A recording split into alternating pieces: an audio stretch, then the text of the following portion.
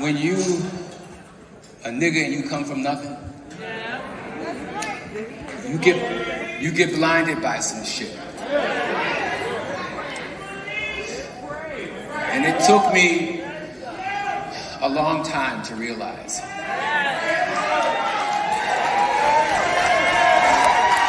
I am so sorry for hurting you in any way that I did.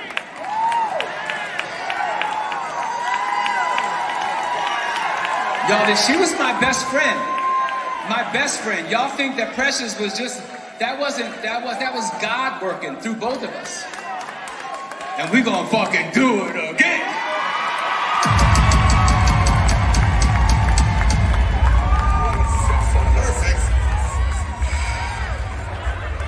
I love you. I love you. I love you, Staten Island.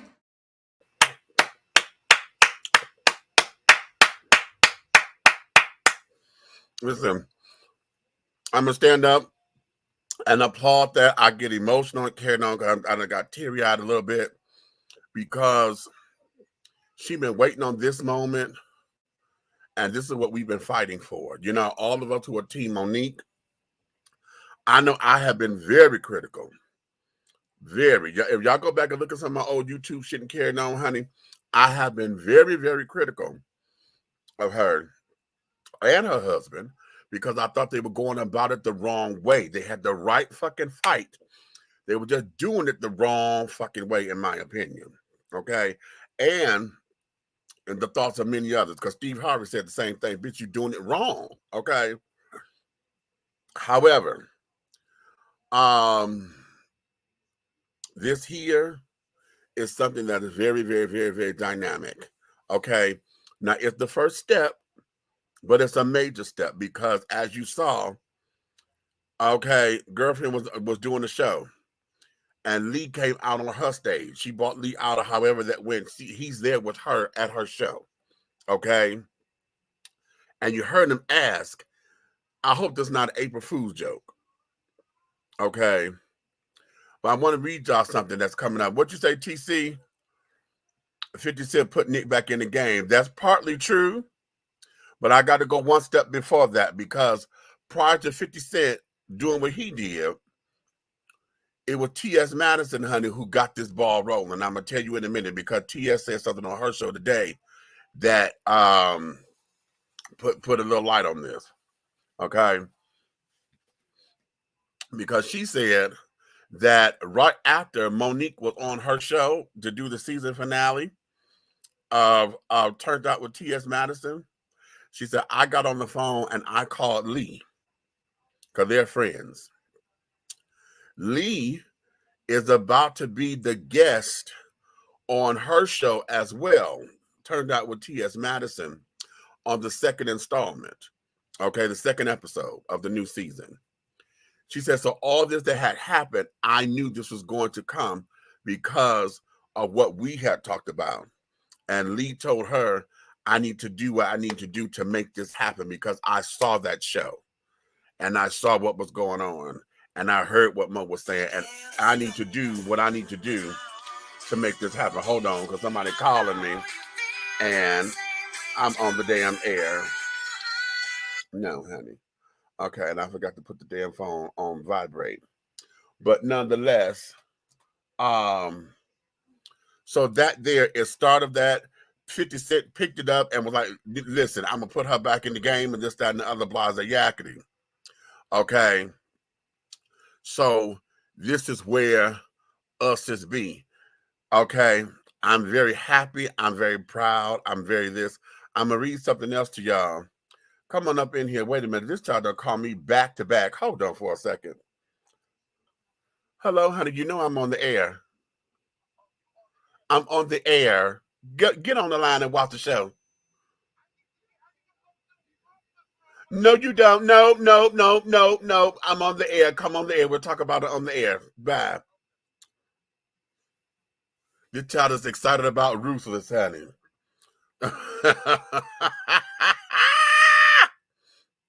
Okay. What'd you say? God is good. Okay. Ha. There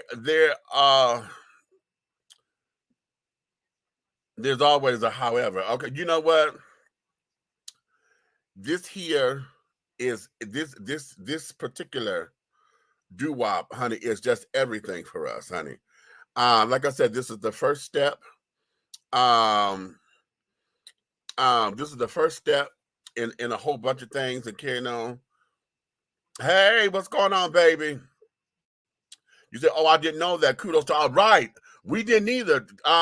Maddie said that today. I was watching her. She said, I know the kids gonna get 50 cents all this credit and they're carrying on. She said, but what the kids don't know is this. So she's trying to put together a trailer that's going to introduce the new season of her Turn Out with T.S. Madison. Oh, excuse me, for Fox Soul. And so they're going to put little snippets together and carrying on. So this is going to be a little piece of everything, honey. And then she done gave us a little tease because she said, now you want to hear this because there's going to be some other stuff that's coming out of that interview that's going to be trending as well. My belief is that it's going to be some shit with Jussie Smollett, but I don't know. She didn't say. She does the teaser. She said, we just want to come and make sure we watch that particular show. I don't know when she's coming back on the air, but that's going to be episode number 2. Okay. So let's get ready for that. All right. So be that as it may. Okay, there goes Miss Kitty Girl, honey. That was who was on the damn phone calling. I'm on the damn air. Nick, you ready? All right, let's bring Nick on up in here. I was ready. You just was going to listen. You was going so hard. I said, well, let me read some other shit. Yes, I was totally excited about that. When we were on the air last night, right. It's when I saw it as we were getting off. So when we got off, I was like, oh, Mitch, oh, shit. Now, Kempire, I'm glad you let everybody know where we got it from. If you need to get some like celebrity news and kind of get the real tea, Kempire is somebody that I am really starting to like.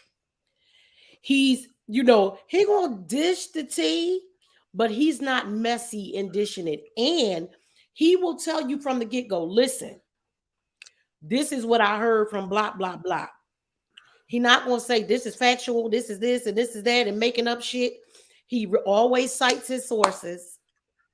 And like when something ain't all the way together, like all the way done, he said, I'm going to keep you posted. As they give it to me, I'm going to give it to y'all. So he's just somebody I just discovered a couple weeks ago, but I've been liking his channel. Okay. Yeah, I was going through some of his stuff too today after looking at that clip. And I'm like, okay, cute. He's coming at it from a journalistic standpoint because I think I read that he's a journalist of some sort. Mm-hmm. So he does culture stuff, but he does it as a journalist and not like a blogger. Okay. He has that respectability, the way he delivers, where it's not like it's not a Tasha K. Okay. Okay, point blank, period. Okay. It's like watching E-News for us. Right. Okay. Now let me go here because I want to read this because y'all got to understand something, honey. Okay, because this too is big. Monique and Lee Daniels patch Precious feud. She'll replace Octavia Spencer in the Netflix thriller Demon House. How about that?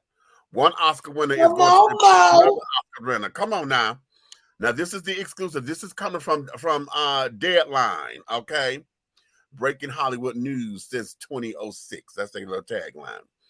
It says, after not speaking for 13 years, Oscar-winning Precious star Monique has been set. Huh?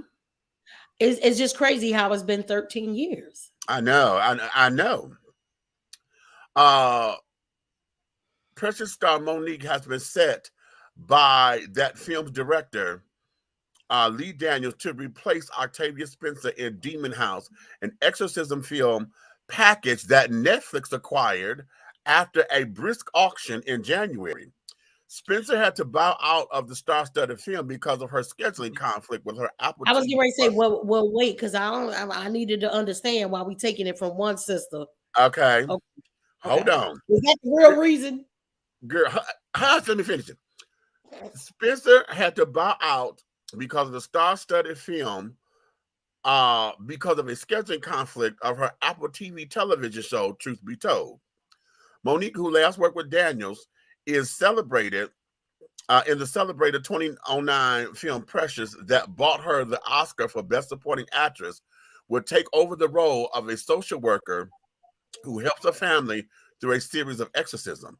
Demon House reunites Daniels and Oscar-nominated the United States versus Billie Holiday star Andra Day, who will star with Glenn Close. Don't look up. Don't look up. Don't look up Robert. Don't look up.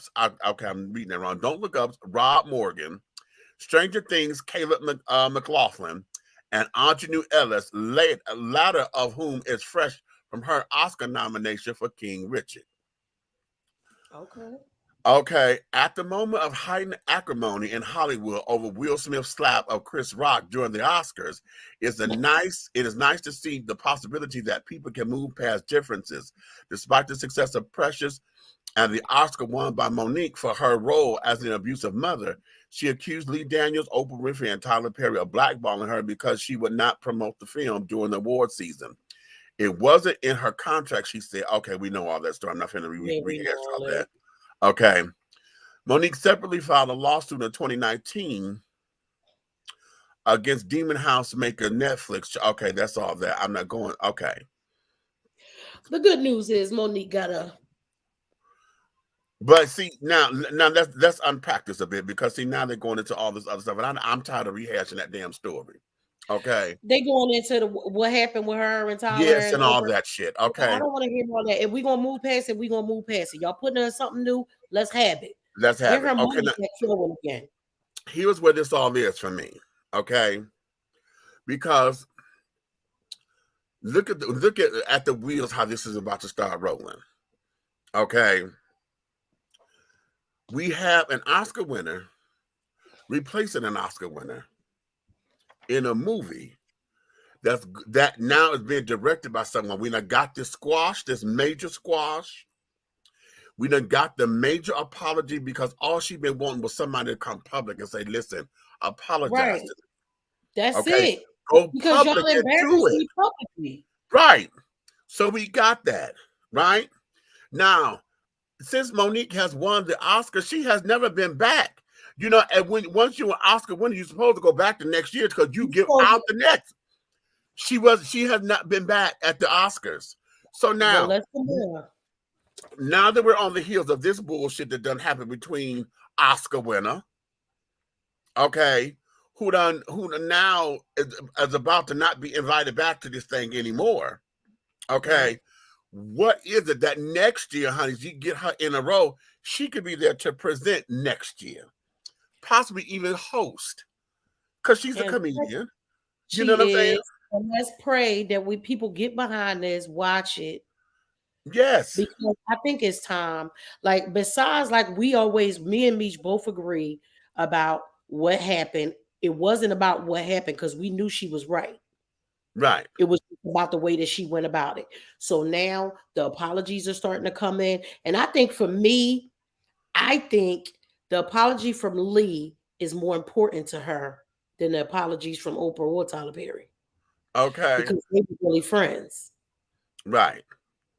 They were really friends. So, like, y'all know, when Monique speaks, she speaks like she's everybody's auntie, just trying to give out love, and you know what I mean, like auntie elder advice now, because we're the elders now. Right. Right. And I love most of the time when she's talking about stuff. Baby, if I could afford to go see Monique whenever the fuck she come here, I'm going.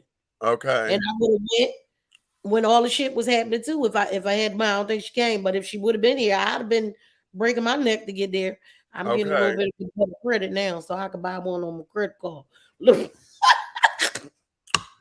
Why isn't she on the Academy? But I have no clue, honey. I don't know. Because I believe what she said. I do believe they might not have been an outright blackball, but all it takes is an Oprah or a Tyler Perry or a Lee Daniels to not want to work with you. Or to say, well, what about Monique for this role? And they say something like, oh, That's enough. Okay. Well, maybe the rest will follow up their apologies to her. That's what we're hoping. I That's the hope hope. so. I I hope so hope too. so. And now I'm going to say this here. Tyler needs to come public. Okay. He do. Tyler needs to come public, but the one for Oprah, that there needs to be between the two of them behind closed doors. I think Or so. get Or it's on Iyanla Sunday. to come in and do and instead of a red table talk and Iyanla fix my life, Mhm. you know, Yeah, and so maybe and not even give it that content. Just let's clear this now, because we are right. all, if it's them three, Yolanda, Iyanla Iyanla, would be able to bring out like the spiritualness that needs to happen in it all. right. Yeah. Who She has has no no tact? tact. Iyanla? No, you talking about Mo because of how she did. Well, we were talking about that. That's what we She were saying does. She just didn't have it during that for during that fight. that. That's what we were criticizing her about because I was highly critical of her. Yeah, me too. Okay, I with just, her tactics, because I would always say, right fight, girl, but wrong tactics. You doing some shit wrong. Okay. And you jumping on everybody. She became this just emotional little person. right, and just Same start time going of being crazy. emotional, I got it because she was fighting for her name to be exonerated. She needed her name to be clear because now, I mean, she got back in the comedy scene or whatever and could do dates or whatever. But the kind of money that she's supposed to be making, that money wasn't coming to her.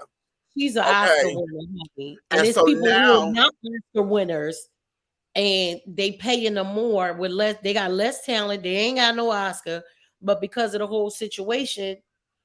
So I just right. want to, lift her up and light and hope that this comes to fruition. Means was you on her show one? Yes, I was on. I was there on when she had the Monique show. Yeah, Oh I was. yeah, Of course, TT thing. I've been in the audience and Canada and spotlighted me a few times over there. Well, a couple times. And then she was on. She was here on Dishing Tea briefly, and I had technical difficulties that day, and that interview was really a bust for me. And that's water under the bridge because I could get salty about that, but now that we're on this win, I want to keep her here, Me too. and let's start the slate clean. I And want to let's see her go down forward. there at Fort McPherson Right. Hello. Which should have been the move from the jump.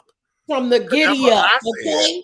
Tyler, you sitting up here now. You the one that told her how much money she could be making. The numbers And help her make it. You right the there. numbers that you gave. Talking about if she get nominated, you could get 3 to 4 million, and say if you win, you get 5 to 8 million or $6 to $8 million per PM. You told her that. So now that she won that motherfucker, give her $8 million movie. You're cranking them out. Okay, you cranking them out. Back. You brought Medea back. Monique can't be in one of them. Child, by Medea could be Monique's sister. Monique could be Medea's sister. Okay, could be the neighbor that she always feuding with or something. Right, somebody. That'd be hot. Okay, that would be hot. Okay, and funny. I would love to see, because it's funny and we need light stuff, right? We got so much heavy shit that's always going on. I want to see something funny. She needs to learn how to communicate professionally, not hood. Well, she does. She has. And the thing of it is that number one, we got tired of the story. Number two, on the other thing that we got tired of her husband interjecting. Now at the same time, he's supposed to because he's her manager. Okay. Yeah, but not that. As far as I'm concerned, and this is just I love when people say my humble opinion. How's your opinion humble, bitch? Shut up. Okay. Okay. I said it was. Okay. As far as I'm concerned, and things and how I'm seeing this, you can't be her manager and the husband at the same time because everything that came out your mouth was emotional. It wasn't professional. You a man trying to stick up for your wife, your family, and carrying on, trying to make sure she get the best that she need to get, and blah blah blah blah blah. And so not having that dual hat did not work well in this particular thing for me. Maybe he need to be You know, when people are big like that, they got more than one kind of manager. Well, So, she has fired everybody. She fired everybody. She has but that's been, what I'm saying. yeah. When we get your team back, you need your team. Let your But- husband be and you. she, you know, she's been hanging on to the fact that um her husband, Sydney, had been able to negotiate like one a contract, one project she got. He had negotiated the most money she had ever made. Okay. Mhm.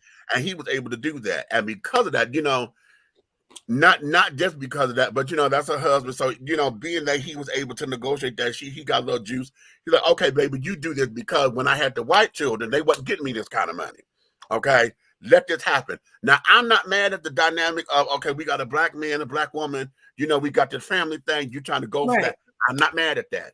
But what is happening is everybody in your cap keep telling you, I don't want to fuck with him. Okay. I don't want to fuck with him. Okay. So in this, okay, you got your ass Because on he's your being your shoulders. husband, not Right. your manager. Take that And emotion you out of it gotta because now take we it got to out do of it. business. We Like got to do my business. thing wasn't this big of a scale, but like this, like when the kids were performing, right? Uh-huh. Keisha and Cole, we knew once his performance time and studio time and all this stuff, it's a whole different dynamic, right? Okay, wait a They minute. understood that. Hold on. Okay, Tyler called and apologized. She said it. Then she bashed him about the apology because he never No, went public. Let me he was give you supposed some to. insight on that Go ahead. because he called her a couple of times. Now, the last time that this last time she talked about the apology, she talked about it on T.S. Madison just a few weeks ago. Mhm. Okay, and the whole thing of it is this: I got mad at her because she had taped that conversation and Me, released those because tapes. that don't seem like shit friends supposed to Okay, do. That's what I right. said. I did not like that. And the reason why she really, but see, this is why I said I understand why she did it. It was just fucked up. Yeah, Okay, because of what had happened prior. because he told her he would do it publicly after the thing about because he was doing Woo 2, or you know, the little Halloween movie, the second one. Yeah. Okay, he was waiting for that to drop and do all of that and carry it on, and he had told her he was going to go public. Okay, he never did. And that He seemed like a reneged bunch on of what he bullshit said. too, because that would have drew more people to the movie to make a public Exactly. apology. And so because they did this on their when they had their podcast. Mhm. Okay. He told her right now I can't do it because it's too hot right now. I'm trying to get this movie released, blah, blah, blah, blah, blah. Well, then after the 2 or 3 months done passed, you never went public. And so she released those tapes. I was mad at her for releasing those tapes Me too. because you said this is your friend. And so Yeah, and now, I don't know where I'm now, not reporting my friends. number one, number two, what you saying, folks, you fighting for your name, but that just told folks they can't trust you now. Okay, Ain't nobody gonna talk to you on the phone. so exactly. So what the hell We we gonna got talk the about? business in person, honey. Okay, so now when she was on T.S. Madison, she sat up there and said they had another conversation. Okay, well, word got back to her because they talked, but then now it is okay. The tables at the table. Well, you know, you need to come and apologize to me and Oprah for saying that we blackballed you. Okay, so now we got this. Now there's another conversation that they did have that was taped because Maddie said I heard the tapes. Yeah, I remember when Maddie said Okay, that. Maddie said no, I heard I this. heard him. I heard it. Okay, so that was another tape conversation that didn't get released. Okay, Mhm. this is another conversation that they had. Maddie said, I heard it. But now you still ain't came up and exonerated this woman's name. She's saying, listen, go public. You did this shit publicly. Do it publicly. Yeah, just Because you got apologize weight. publicly. And that's what the fight was. And I still stood behind her on that because I'm like, listen, what is so big about saying, okay, no, this ain't what this is?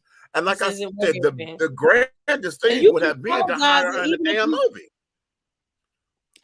they can apologize, and even if they didn't say out loud blackballer, because I'm telling you, Meet, you know, we in this business. It ain't like them, but Right. we in this thing. It don't take, oh, don't work with her. Don't work with her. You don't have to do that. It's simple as like what I did earlier. Oh, maybe we should call Monique in on this. And me say, Nick, we should call Monique in on this movie. And I'll be like, Right. Okay. There's something about her spirit that doesn't vibe with me. I do wish her well. I hope her husband is tied up in a conference room somewhere. oh, I love Monique.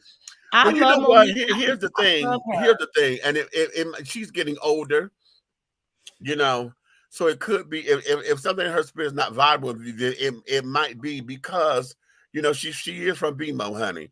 And she can be messy from time to time. Flamin already said a couple things, you know, back when they were young comedians and stuff and getting started, and Flame was trying to get into radio a long time ago, and Monique blocked that. Really? Yeah, she said Monique blocked her. Told her, I can't even work with nobody with that kind of lifestyle and this, that, and the other. Monique said that? Flame said that. Flame said Monique said that, and she didn't, and Flame didn't get that job. What? Yeah, but again, that's all, you know, years ago, right at the height when she was becoming, you know, and carrying on. So that might be what you could be picking up, you know, and carrying on. Yeah, I had to work that day. I remember that, but they came to my job and she was kicking it with Ron. Oh, okay. Okay. Oh, when I was down on the show. Aha. Okay. What's this? I pray that it all gets resolved with Oprah and Tyler. Tyler called her and apologized. Okay, right. I just read that. Okay. Yeah. Okay. I don't ever see Oprah apologizing. Do you? No, because Oprah said she wasn't. Oprah said, I'm not going to address negative energy. I'm not going to do that. Now, here's what this is. Because, see, why I say that this is personal between Oprah and Monique is because you had your hero. Oprah was a hero of Monique's. Both of them being from Baltimore and carrying on. Oprah was on the news or whatever she was doing. And from Baltimore? No, you know, she's from the South, but she lived in Baltimore. She was on the news in Baltimore. Okay. She was anchoring the news in Baltimore before she came to Chicago. Right. Okay. Before she got the show. Right. And so Mo said, you know, here was a big black girl, honey, on the television. And when she had met her, she was like, wow, I want to be like that. And she said, Oprah told her, well, you got to work hard and blah, blah, blah. You know, the standard stuff that we always say. Mm-hmm. Well, you know, then of course Monique then became Monique. She was on the Oprah show, right? So now we got a full circle moment. Oh yeah. When Monique, that was after Queens of Comedy, right? Right. When Monique was it after right when Nikki Park, whatever it was, she was on it. Mm. When Monique came out and said Queens of Comedy came before the Parkers. Okay. When Monique came out and said that her brother had abused her sexually, okay, remember her brother was on the show and carrying on. Monique's beef with Oprah is that her parents ended up on that show.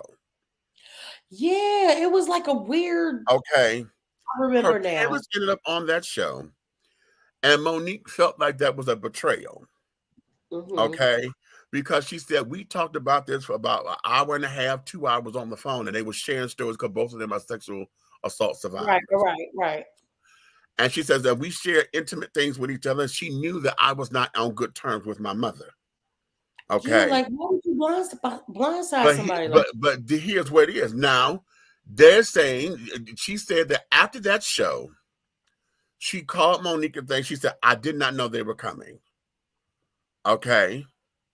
And of course, nobody believes that, but I do because, as you know, producers. I mean, that could be something that producers could do. Yeah. Listen, and as big as her machine is, once she greenlight the project, the producers take it over. They take it over. And just set the show. She's not gonna know till they hand her cue cards and say, "Okay, such a blah blah blah blah." Okay. But was Oprah live back then? No. See, but that's what I'm saying. They could have cut that shit.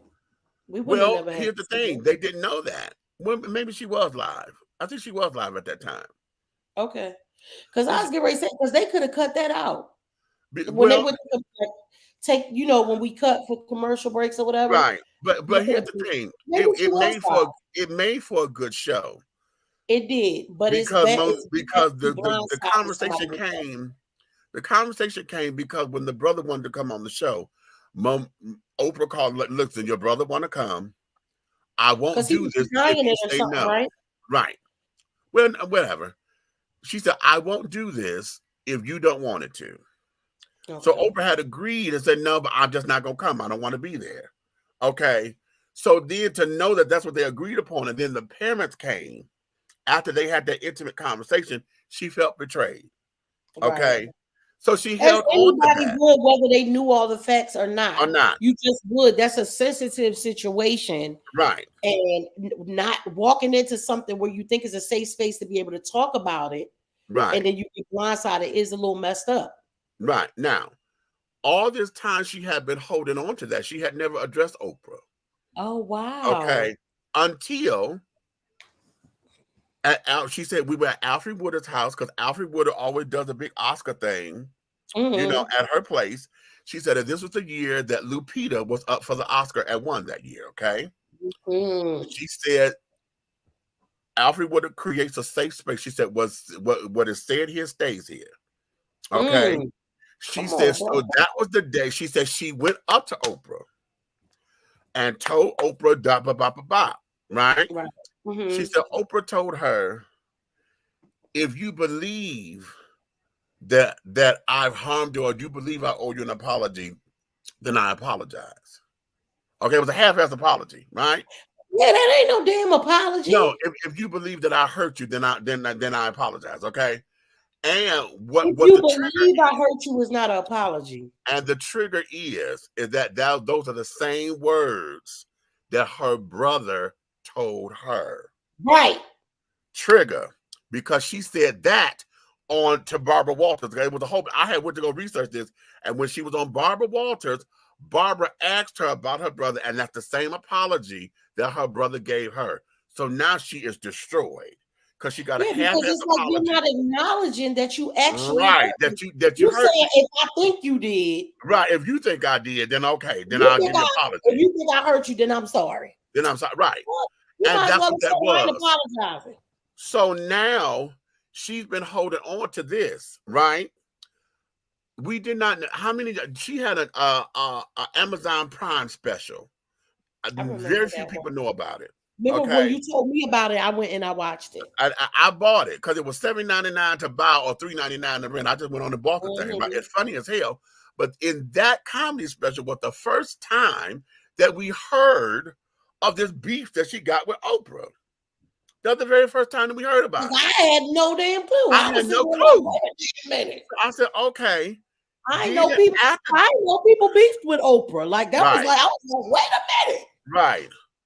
After that comedy special, then came the suck my dick thing. Okay. When she said that really rubbed me the wrong way. I was like, that. But that was her, and that's what started this ball rolling because that's what we're hearing about. What her part was, but she never said that Oprah denied her. She said Oprah told her, "Okay, you're right. Okay, you're right. If you contractually this and the other, okay, you're right. Okay." But she said Oprah did not come to bat for her. That's what she's mad about. Oprah didn't come to bat for her, but her beef with Oprah got to do with her parents. That's the beef. Yeah, that's all the way back. Private. That's way back hurt. That's way back hurt. That goes way back because you hurt, and that's a deep stuff though. I had forgot all about that. That's what she's holding on to because now every time, and you could hear it every time they did when they were doing their podcast or whatever. Every time Oprah did something, she went to go attack Oprah. Okay, everything that Oprah did, Oprah couldn't do no right or whatever. That's how she got into it with damn Kim Whitley because Kim was joking. Oprah liked God, and then she jumped on Kim. You know, how in the hell you said this woman is God and blah? You know, she everything at that point. There's so many people that make that joke. It's so many people that make that joke. Like, one of you really being now that will be the best thing. And like when you said, if Iyanla, Oprah, and Monique got together and they can actually unpack that part because that's where it stemmed from. The other stuff is all Mark Snick. Sorry, y'all. Everything else, this whole thing with now Tyler needs to go public. Okay. This thing Mhm. with her and Oprah, they need to go somewhere, lock up, having y'all there to pay referee, and bitch, you and cuss each other the fuck out. Right. And none of Until us need to they know able what to the hug fuck it out. happened, long as it be resolved. That's it. Boom. And call it grace. And then go from there, because Oprah not gonna touch it as long as she feels negativity around it. Right. Because she You ain't know, bringing, baby, ain't she ain't nothing gonna bringing touch that it. empire down. You understand me? She will distance herself so motherfucking quick. Ain't nothing messing with that empire. Okay. So that's what we are with all of this. Who But Oprah gonna now, leave her empire to? The dogs and the cats? right, okay. Oh, you know what? Probably to She all got a sister the now. kids. Well, I know she got a sister, but all the kids, like, she has that school in Africa and stuff Uh-huh. like that. Oh, y'all gonna be set. Oprah got. So that there is what we're looking at, this step with Lee Daniels, like I said, this is a complete That did something for my win. heart. Y'all, I could not get me back on the phone fast enough last night. That shit, Okay. because it was like remember I said it's breaking news. Right. I said, Right. And I was like, what? Yeah. And so, I'm and like, because of because this, I was about to cry. I was literally sitting here like, thank you, God. Like, hey, I baby. just, hey, cupcake. I just was like, it just, yeah. And a lot of people know that. A lot of people are saying that, but here's the thing. They have got to become comfortable with that, because right now she sees him as her manager and carrying on once. ally. That's the person who has her back no matter what. And No matter what. Okay. No matter what. So right now, honey, that there is where this is. And until they come to some agreement how they're going to run their business, right now, that there is their thing. It is what it is. And so the question becomes, who do you have in your arsenal that's going to fuck with the both of y'all? Because until that time, nobody's fucking with her because of him. So it appears. Now, I'm not in their business. I'm just listening to what is all the chatter about. But hopefully they can come to some understanding. You know what I mean? Hopefully this go around, it'll be a little bit different. Sydney and chill out a little bit. I mean, but to be perfectly honest, Flame told it all. To be perfectly honest, right now, the guard is going to be super up. The apology from Lee is the open, the beginning, but that doesn't mean that their guard isn't going to be up, because now you looking at every which way. Like, I don't know if one of these motherfuckers going to stab me in my back again. Okay. So now the guard is right. Okay, what you talk about karma? Okay. I'm with Oprah. I think this should have been private, period, on all parts. Okay. The whole thing was just messy completely.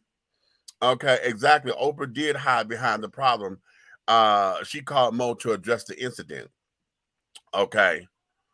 Okay. Well, I don't know, not necessarily hide behind it, because her team, once we get the green light, honey, that was the green light, and once she tell the team to go do it, all they know to do is to produce a good show.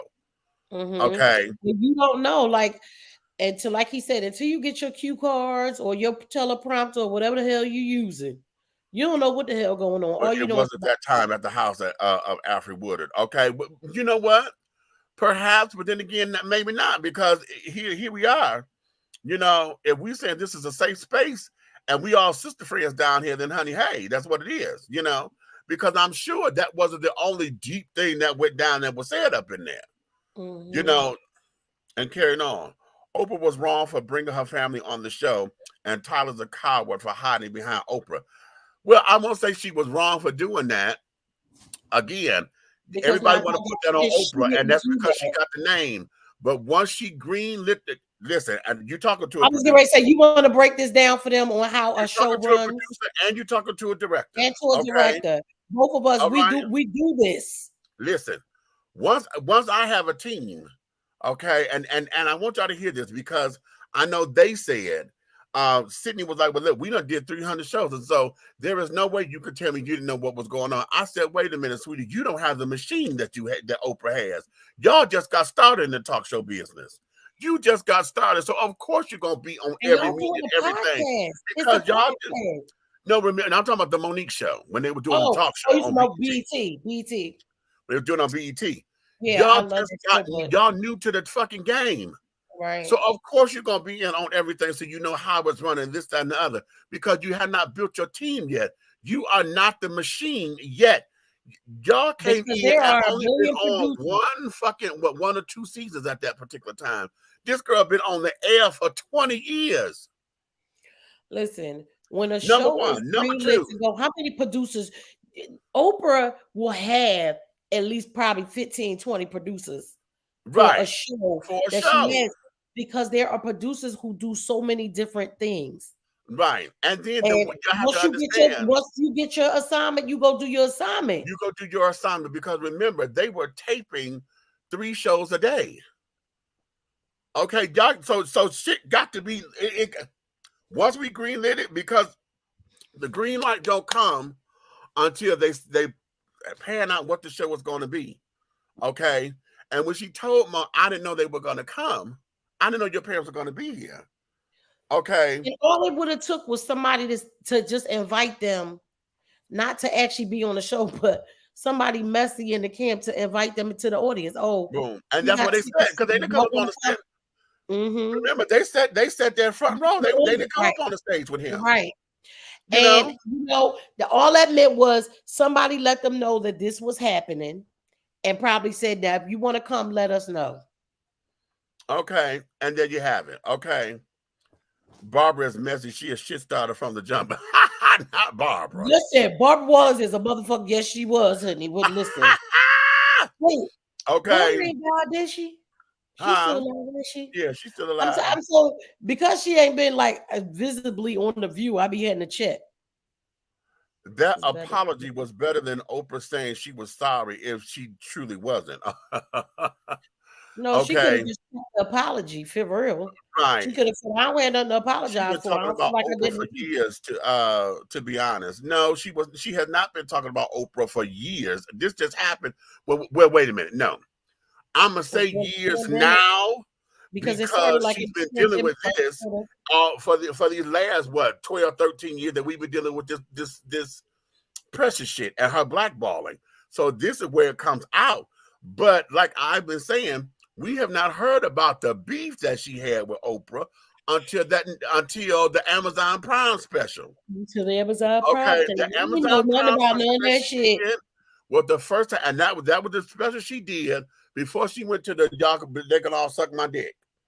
Okay, because the suck my dick special was when all this was when the floodgate just opened. The damn bus. Like, and it became Monique, okay. even for you, that was a bit much. That was a bit much. Right. Okay. And that there was that. So bada boom. Okay. Tack. She wanted to confront her at a party. Tack. Then she told her to suck a dick. Tack. She needs therapy. Yes, I believe that. I believe that because she's hurt. That there is a deep emotional scar, honey, that requires therapy. In fact, I said that in one of my old YouTube videos. I was like, bitch, you need to go and get some counseling for that. Because I know one time when she was talking about it on their podcast, child, you could see her. She was shaking and about to cry. No, she was crying. You know, when she was telling the story about how, you know, the Oprah thing came about and how the parents came on. When she told that story, I'm looking at her. I'm like, girl, this is really affecting you. Right. And that's what she does needs to. What she wanted to confront her at a party. Listen, we're not gonna. What I'm not gonna do is do this. If we sit up there and the space is provided to say, okay, this here's a pickle squeeze. What goes on here stays in here, honey. This is a safe space for you to say any and everything you need to say. That's not a confrontation. If I got to sit down here and say, listen, sister, you know, can we talk? Okay, because I have strength and numbers around up in here. Let's do it to where, you know, it doesn't have to get ugly, whatever. It's a conversation, not a fight. It's a conversation, not a fight. I like that. A conversation and not a fight. I like that. Okay. So yeah. Y'all is tight about Monique. I swear to God. Look at you. Y'all listen. Monique needs to get help outside of Hollywood. This is true. I'm there for you with that. Too many folks in this does not create a space for healing. Okay. Her husband brings nothing to the table but negativity. Okay, a lot of folks. Well, we can't say nothing, honey, because we don't know what goes on at home. But business wise, is that there with it because that's how she fell out with Cheryl Underwood. Because Cheryl Underwood was like, listen, you can't have somebody going off saying being Billy Badass in your name and then fucking up your brand. Then she got mad at Cheryl on her podcast and was like, okay, well, you want to talk about Billy Badass, but let me ask you something, honey. Where's your man? Oh, I'm sorry, you don't have one, do you? So stop putting your mouth on my man. I got one. First of all, and that's when it got I don't messy. like when people oh, do that dumb shit. Yeah, because people, just because you got a man don't always mean that's a good man. So stop that. I had 3 husbands, okay?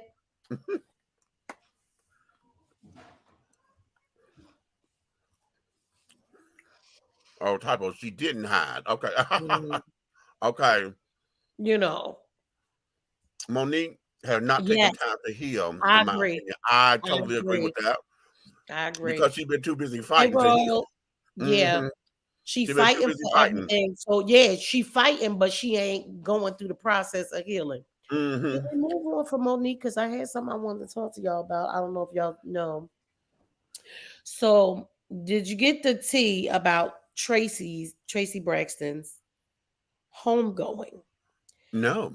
It was Tracy's wishes that when she passed, she was to be immediately cremated. She did not want a funeral. She did not want nobody looking at her body. You know, she had lost so much weight and all those stuff, right? She didn't want a funeral. They're saying, the reports are saying, I think Kempire has one on this as well.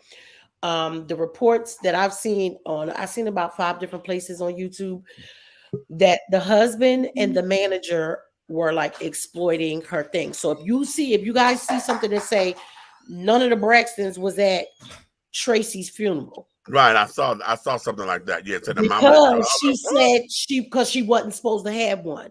Now, if y'all go on Tamar's Instagram or maybe her TikTok, I can't remember where I saw it because it was brief. But I think they all have these necklaces for Tracy, and it says we're doing it the way you asked. Wow. Okay. So I don't know. Like I did see the homegoing service. I didn't look at it. I saw it when it was live on YouTube. You know how your things pop up and tell you something that's live. I didn't click on it because I had already heard the story about what she actually wanted. There's no way. First of all, I don't like the way bloggers and YouTubers and messy ass bloggers report shit like that. Don't make it seem like her mother and her sisters and her brother and them wasn't there for her. Right. It was not that. They were there to her last breath. Everybody was in that room. Okay. She asked for what she asked for. You cannot be messy about somebody not doing or doing something against somebody else's wishes. I know for me, it was the same thing. When my mother passed, the first thing, I guess my uncle was trying to do something different. And I hadn't got the Philly yet. I told my sister, my sister said, can I put you on speaker? I said, go ahead. Because I said, mommy said she want to be cremated. And that's exactly what the fuck is going to happen. And she said, well, I'm going to put you on speaker. Can you repeat that? And I did. I got on there. I said, my mother said she wants to be cremated. And that's exactly what the fuck is going to happen. So I don't know. Now, the reports are trying to say that the husband and the manager are trying to capitalize off of it. I don't know if that's true or not. Maybe he just wanted to do something nice for his wife, even though she said she didn't want it. You know, it could be like that. Her husband, don't act like her husband was a cheater and all kinds of stuff. He was nasty to her for a long time. You know, but I'm not saying he didn't have the right to want to do it the way he wanted to do it. However, if she asked for specific things and then her family followed that, don't be trying to come down on them for that. That's not right. Okay, here's what this is. And if there were 2 separate duties or whatever, because he needed this particular closure. Yeah, that's what I was saying. Like, I'm not mad at him for that. No, that's what we need to look at it, because I think the way people are trying to report it sounds as if they're trying to create a conflict. Or maybe it could be, if he was terrible to her or whatever, this could be guilty conscience or whatever. I mean, because if the family are saying, we But did back it in the the way day, that he you want. was. Yeah, back in the day, You he know. was. Y'all don't remember on Breakfast Family Values when she talked about him cheating and all Yeah, that? yeah. Back in the day? So, Yeah, you know, because all that came out when Trina was going through her shit with Gabe and all that. right, Okay. right. So when she said, if you saying that the family is saying, okay, we did it the way that you wanted and blah blah blah, then that there is a disconnect, because whatever he going through and have to process all that down, that's between him and all that. Right, and we forget she has a grown son, so maybe he wanted it. You know what I'm saying? You know, their son is married. Remember, she was saying she was the grandmom and everything. You know, she's the Duchess. Matter of fact, she wasn't a grandma; she's a Duchess. That's what she. Okay. That's what she called it.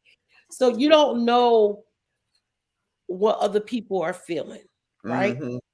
So I don't think either should be bashed. Like they're saying, the husband and the manager are trying to capitalize, but we don't know that for sure. I feel like he might just needed what he needed.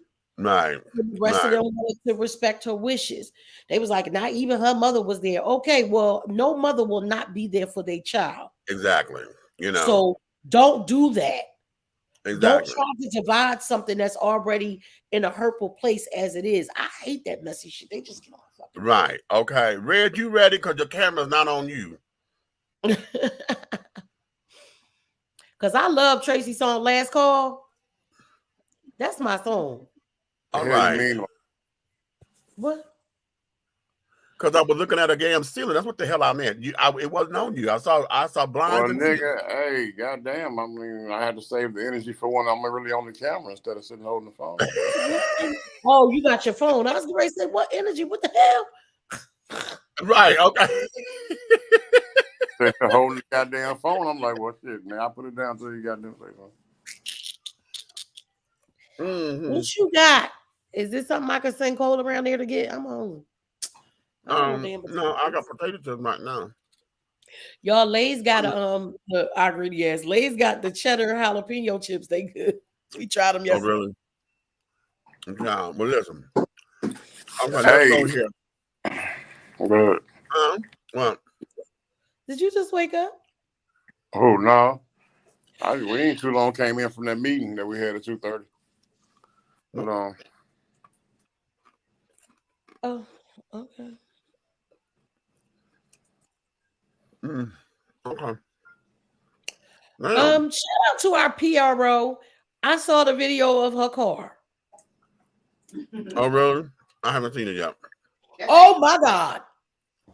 Okay. She called me early and was like, "Did you see it?" I said no. So I went to go look. Baby. Okay. You better win something tomorrow. Baby. Okay. You did that, Dejanay. You did that, bull. Oh, okay. She did that. You got us? Well, we I are. was in here like, I'm ready to start singing Arabian Nights. What the fuck? Hey, not only that, her little homie that got the Andy car. He finna show her how to set up for her to go get $200 just to park at a birthday party. Oh, good. Okay. Come on through. And for kids, exactly. That'd be dope. Okay. Yeah, meet you guys. All right. Now listen, let's go here because there's a couple things that I want to make sure that we hit tonight. So shout out to Monique and carrying on good, happy. Happy George. Okay. Happy George. But I want to go. Let's go here first. I'm gonna play something for y'all.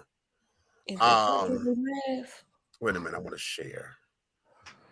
share. Share screen. Can we hear it? Yeah. And is we gonna laugh? No. Oh shit! That Aries moon is coming through here, wrecking shit already. We don't actually think they're real. It's a performance. It's a switch that you turn on because you know that we have been socialized to see you as more human and of more value. So whatever it is you think and whatever it is you feel, we are supposed to respond to it. Y'all don't respond to Black women crying the same way. Nobody does. Nobody does. The minute a white woman cries, the world has to stop. Oh my God, what's wrong with you, baby? Black women cry, we could be rolling around on the ground screaming. And you aren't moved because you've been socialized not to see us as human beings. Fuck. Our tears don't matter to you, but a white woman, and y'all know that shit. That's why I'm not here for the fragility. You know that. And so you very deliberately turn the shit on as a way to avoid accountability. Yep. Purposefully. That's not fragility. That's manipulation. That's strategic. That's diabolical. That's not fragility. And so this notion of white fragility is no, you don't want to. And every time we hold your feet to the fire, all of a sudden, oh my God, I'm so sorry. I didn't know. You didn't have to know. And now that I'm trying to make you know, you want to cry so we can end the conversation. This is how you run away. So how do I hold you accountable if you're all up in your feelings? How come I don't get to be in my feelings? I'm sitting here telling you about generations of your people. Your ancestors killing mine. How come I don't get to turn tears on and move you? Sounds like I should be the one crying, no? Sounds like those tears should be mine. Sounds like the fragility might be mine, but no, I gotta be strong. Look at me. I gotta sit here and this is the thing that really pisses me off. In your tears, you now expect me to hold your hand and rub your back and make you feel better because you're crying. Again, you're centered. Your experiences are more important than mine. That shit is diabolical. I'm not here for it.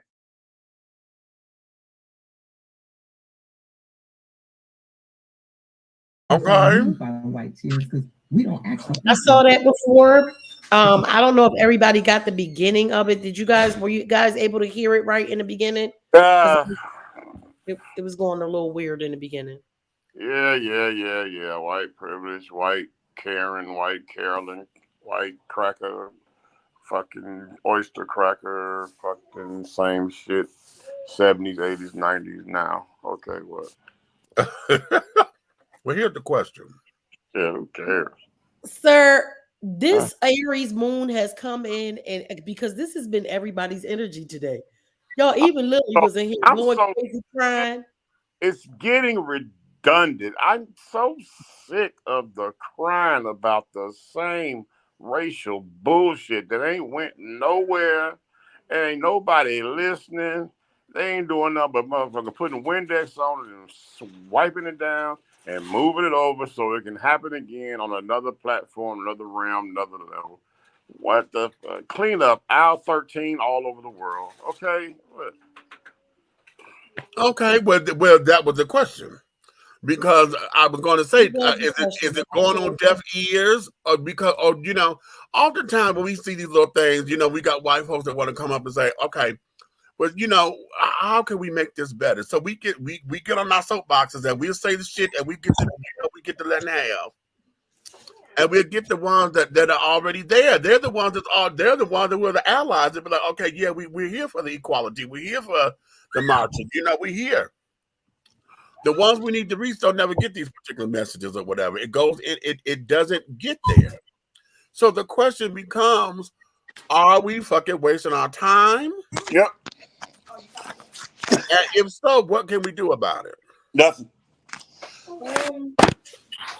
There's got to be something. I necessarily agree with, are we wasting our time? I think with each generation, it doesn't move fast enough for me. Okay, how about we just mirror American history? Let's put the white folks in slavery. It's enough of us to do it. And then we turn, and there we go. We can just switch all the energy up. Let's turn around. Let's get some black-only pies in the stores. Come on, let's. I'm with that stuff. Let's get a couple of them to knock on the door and say they coming in for breakfast. And let our white butler look at them and say, you letting this Ofe in your house, eh? Huh? Yeah, just walk up and take their land and shit. Yeah. For all of their stuff. Let's steal everything they got and claim it as ours. Well, everything they got, that ain't stealing. That's us getting our shit back. That ain't still. Well, there were some folks who believed that was going to happen if Obama got in the office. Oh my God, that's the only thing they ever been scared of. That's why you see the shit. Motherfuckers is nervous because now you see it on camera. You call somebody a nigga and you getting put on your ass. It's a little different. It don't move fast for me, but I think it changes a little bit each generation. Yes. For me, I wish it would just listen. Either y'all gonna act like y'all got some sense or y'all not, or we gonna take this shit over. That's why I said I believe ancestors got it wrong. It's a diabolical for me, not fragility. You know what? I've always asked it. I've always wondered this question, and I've never asked it out loud because we were always talking about back in the day, you know, the black-only water fountains are carrying on, and the black-only water fountain was always fucked up, and this, that, and the other. But I always wondered this: if we were always the house cleaners, and we were always the ones cleaning up everything, how come we never went out there to clean up the damn water fountain? I want to know how it got like that to begin with. It says 70s, okay. Did they purposely dirty it up? The restrooms, did they purposely make them nasty? Because, like you said, we were never known to be nasty. Right. So, is it because they were in white establishments so they would never get clean? But I know for me, I go in a public bathroom 9 times out of 10. I got Clorox wipes and shit with me. Right. Well, that's now, but back in the day, I'm sure somebody, honey, could have gone with cleaning supplies and made it better. Because remember, I always said that we were so busy fighting. Made it better for us since this is what to be someplace that they didn't want us instead of just making our own shit better. I feel like they got it wrong. I've always wondered that. You know what? I'm gonna take that to Al Sharpton or somebody because I've always wondered that. And if we because did, when you saying it, I knew what you was gonna say when you started saying it because it popped right in my mind. Like, how the fuck was they always dirty and nasty, and why was everything always so fucked up? What was it that they fucked up everything and then they said this is yours? Right. You know, because they were working, they were in working order. Right. You know, they were in working order, but you know, we just don't know. Yeah, I want to know that too. You know, wow. We need a civil rights historian. Yeah. Okay. So that was that. So okay. So all right, maybe she said that. Okay, yeah, she said it. Oh, what? She let it have. I'm gonna show them better than I could tell them. That's how my granny taught me. Okay, right. Okay. So you know that has always been the thing, but I've always wanted to know that question. How come we never went to go clean up our shit? Since you said this is for us and this is all we can use, then that means somebody got to go clean it up. So I've always get together and do full boycotts and shit like that. We couldn't clean up the bathrooms and the. It's smart and said that. Like I know. So interesting, very very interesting. But here, let me go here. Because I know, I don't know if y'all seen this yet or not. However, let's do this. Oh, we gonna pop for the rest of the year. Let's set some ground rules right now, y'all. Let's set some ground rules. If I say anything tonight, anybody got a fucking problem with? You got one motherfucking option what you can do about it. Absolutely nothing. Because if you think you're going to walk up on this stage, this ain't the motherfucking Oscars. And if you walk your ass up here, you ain't nominated for shit but these motherfucking hands.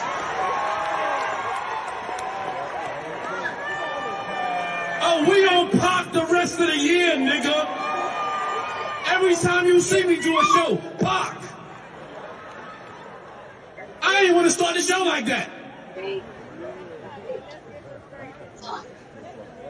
You want to hit my motherfucking brother? Because your bitch gave you a side eye?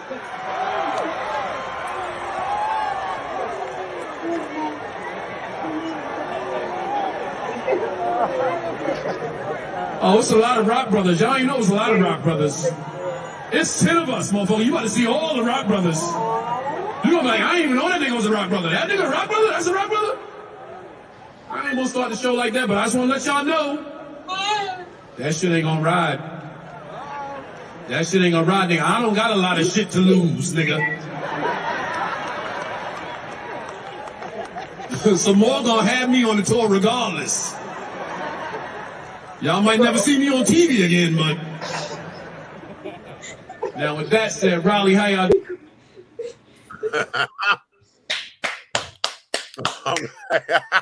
Because we are on all sides of this fucking thing, how we can see what happened, blah, blah, blah. Right there, baby.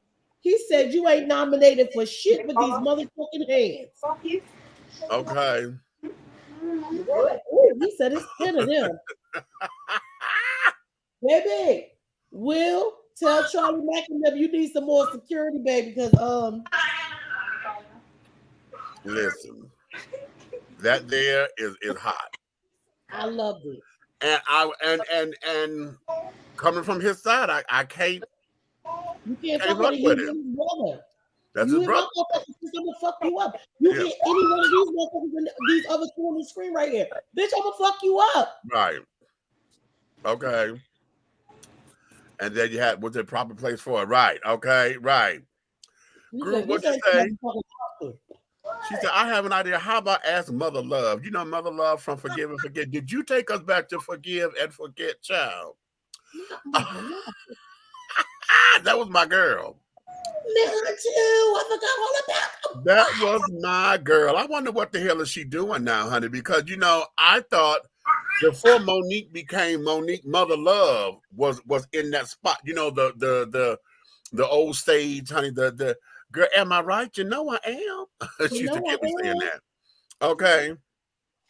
She used to kill me with that, child. I said, okay, she is just a holler and a half, child. A holler and a half. Okay.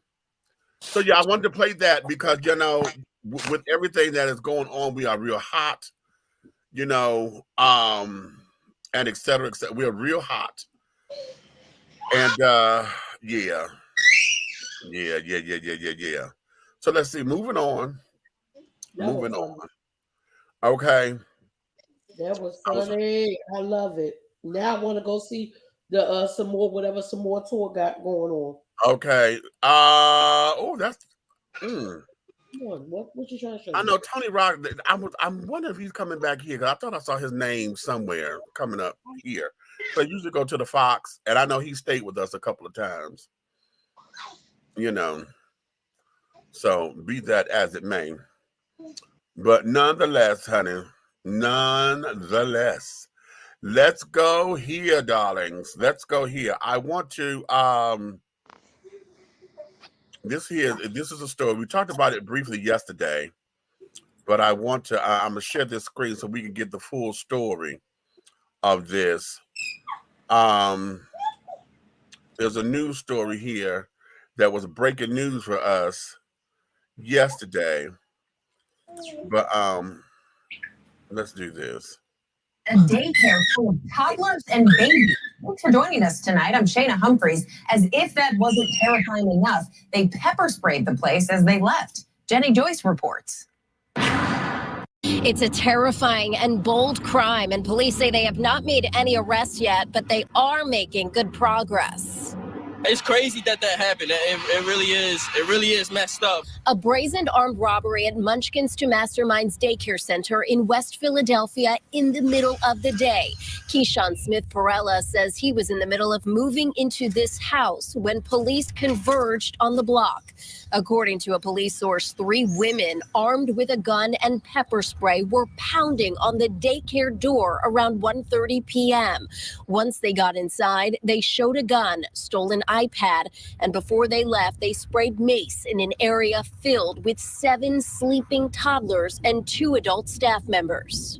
Crazy. Never, I would have thought that anything like that would happen. You know what I'm saying? Like, because that's a daycare. Like, it still shocks me. Like, it's sad.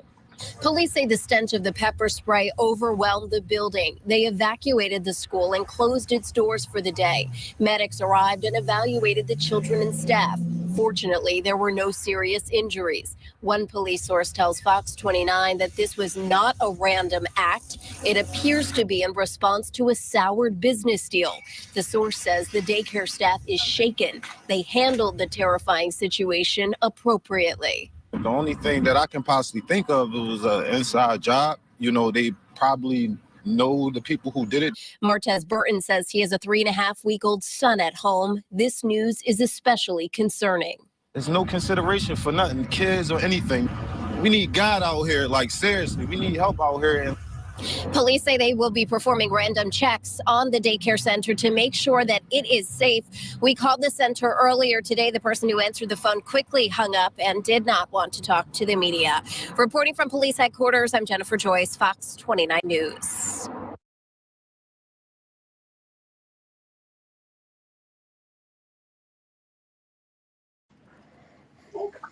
Right, I have everybody's mic on mute. Okay. All right. Unmute yourself. You muted.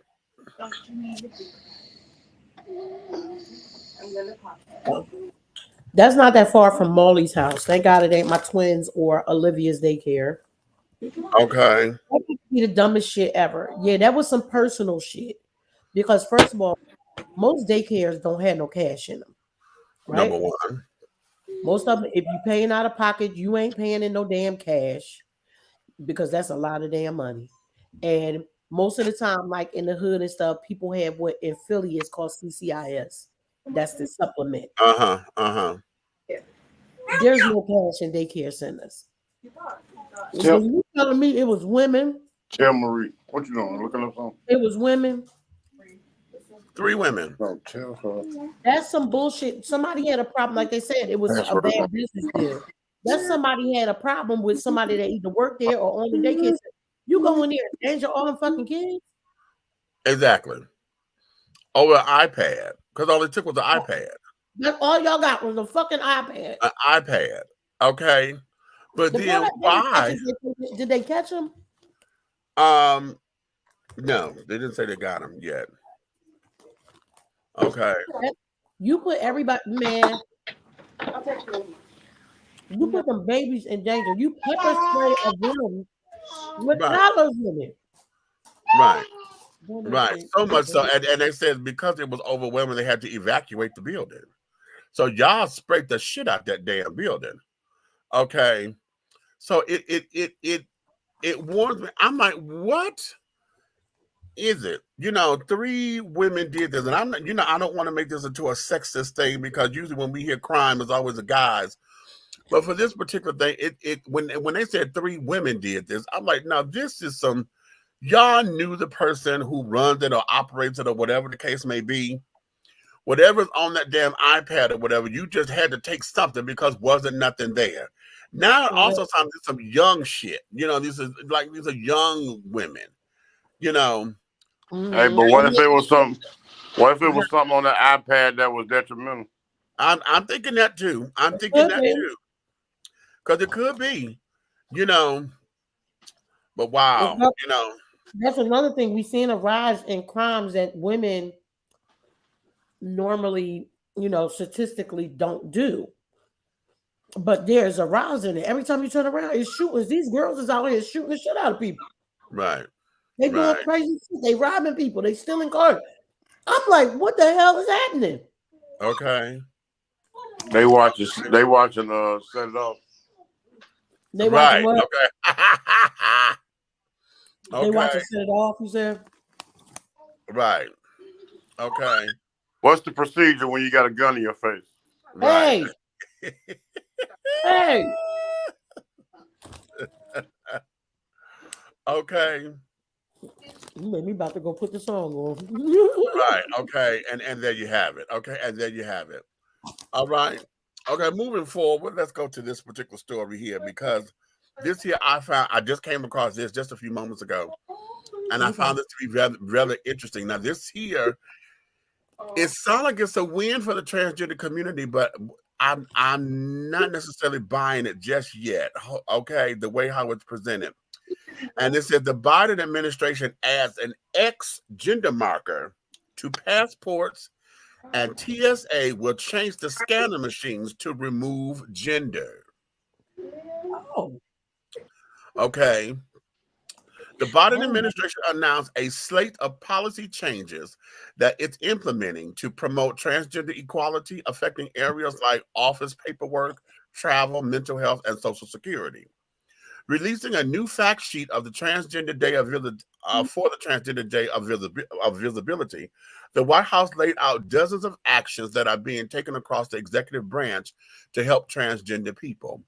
One of the bigger items is that the Department of State will start issuing passports with X gender markers starting on April 11th.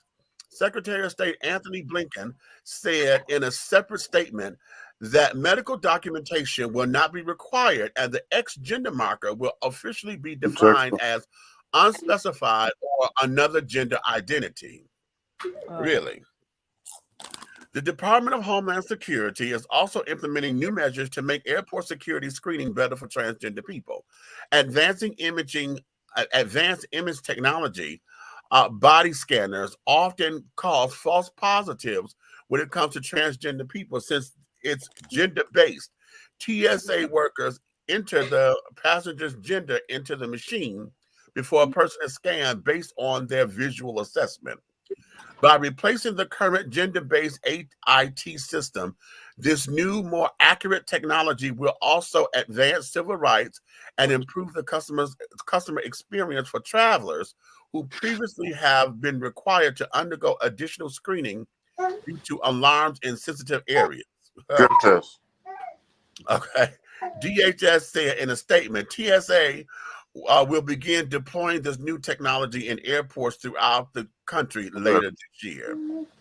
TSA pre-checks will also start including an X gender marker option this year, and DHS said it will work with airlines to promote the acceptance of gender markers, something that has made travel difficult for some non-binary people.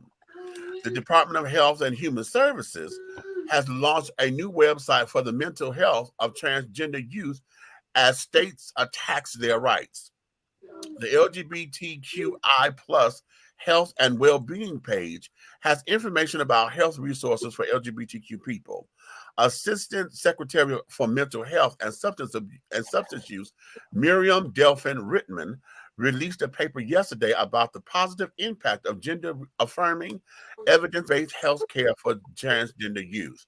One of the biggest policy changes announced today came from the Social Security Administration, which will no longer require transgender people show a doctor's note in order to update their gender information into their records. The change will take place this fall, making it easier for trans people to access retirement benefits and apply for jobs. So I heard over and over again, passport. Well, what about the driver's license? What about the what? Driver's license. Well, apparently I think that's going to be all for everything. I'm not necessarily liking this X, Yeah, I'm not understanding why it's an X, but okay. But what I'm saying is we're talking about airport and talking about travel, but what about when they're traveling in their cars and they get pulled over? Well, that's all coming to the Secretary of State. So I'm believing with this gender marker, because they're saying passports that's going to include driver's licenses, because Secretary of State does all that. What's the problem? I think I heard another letter that I don't know nothing about. You talking about that +1 shit you heard?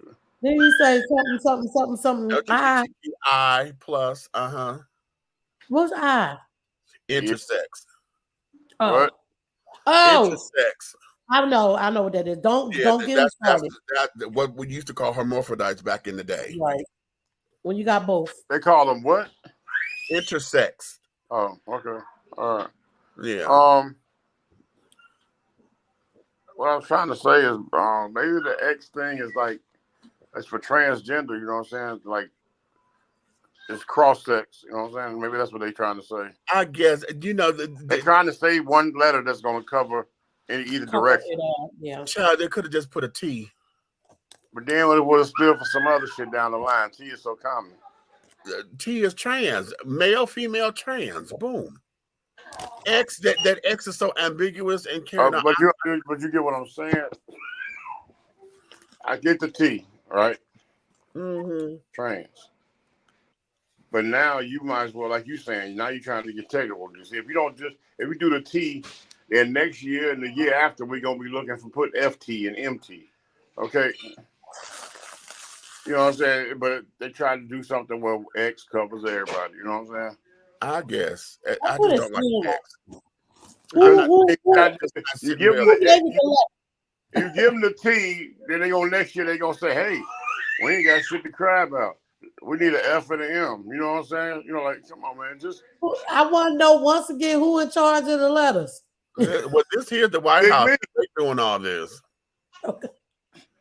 They're doing all this. I've always said, child, listen, honey, T was always perfect because that's what everybody knows. Honey, hell, that's what you say, LGBT community, the T. But that's what I'm saying. That's true. It don't even make sense. You know what I'm saying? They already say T, and everybody that deals in the alphabet children know trans gonna be either one of them. Right. You know. But see, here it is. The rest of the world don't have that thought because they haven't went to the doggone collegiate college of LGBTQ. You know what I'm saying? They ain't been there and did their testing. You know, they need to take their test and the LGBT test. Okay. Gotta learn, you know what I'm saying? Learn all that. Hey. Fat up in here, honey. Hey, fat. You know, okay. You know what I'm saying? Okay, like this. I got it because listen, if we gonna try to do it, honey, the X, you know, for chromosome, it takes X's and Y's to make people. So I get it. We're gonna look at it, whatever. That X is rubbing me. I'm just trying to figure out. You know, you got to get inside the. You got to take heterosexual, right? And then you got to take political ignorance, right? And you got to doggone put them in a pot. You got to add water for moisture. When you stir it up, it comes up with alphabet soup. You don't know what the hell you know what I'm saying? You don't know what the hell they were thinking. So I look at it like that's from that worldly point of view. Now, from the point of view of people that's down in this, like you never know what you're doing until you get down into the dirt of it, or in the bed of it, or in the grind of it. Now we being out here, that's like Naomi. You know, we was out and it was clocking Audis, right? You know what that is? See, my point made. She don't know what that is at all. I don't know that one. Don't laugh, me. No, because your ass being messy.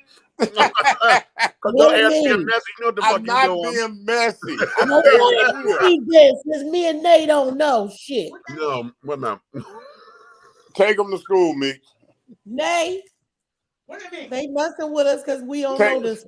I know. No, we're not messing with you. We're trying to Okay, what do you mean? All right, well, tell us then, Meech. What is it? Break it down. Honey, that's a term that those of us who do shows or whatever, that means that you're clocking somebody's padding. Okay, the way how they pad for their hips and carrying on, you can see the pad in the thing. Yeah, and it's augmentation. I'm clocking your. We say Audi, it should be Audi, but we say Audi. Clock your Audi. Okay, bitch, I'm seeing you got one, girl. I know. Okay. And came up, and while I'm saying he being messy, it's because Dave Tolliver, I had said that to him one time, right? I went to go see one of his plays and he was bringing me home.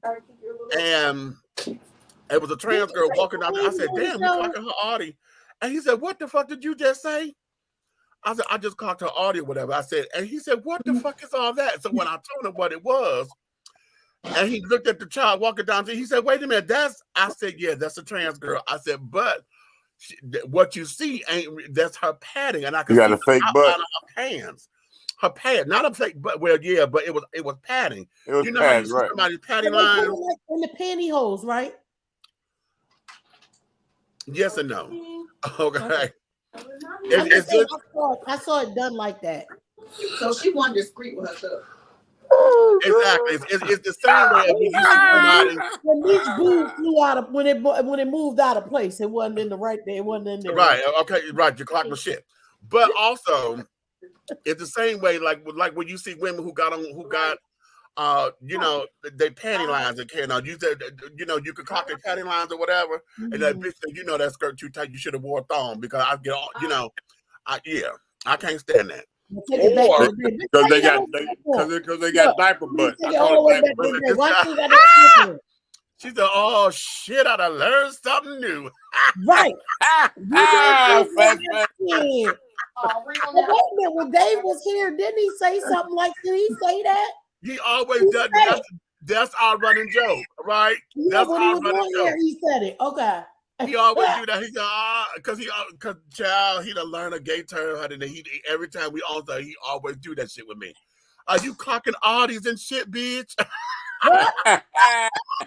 Because you Banji fish, ain't you? You Banji fish. Yeah, he said that. He definitely said that.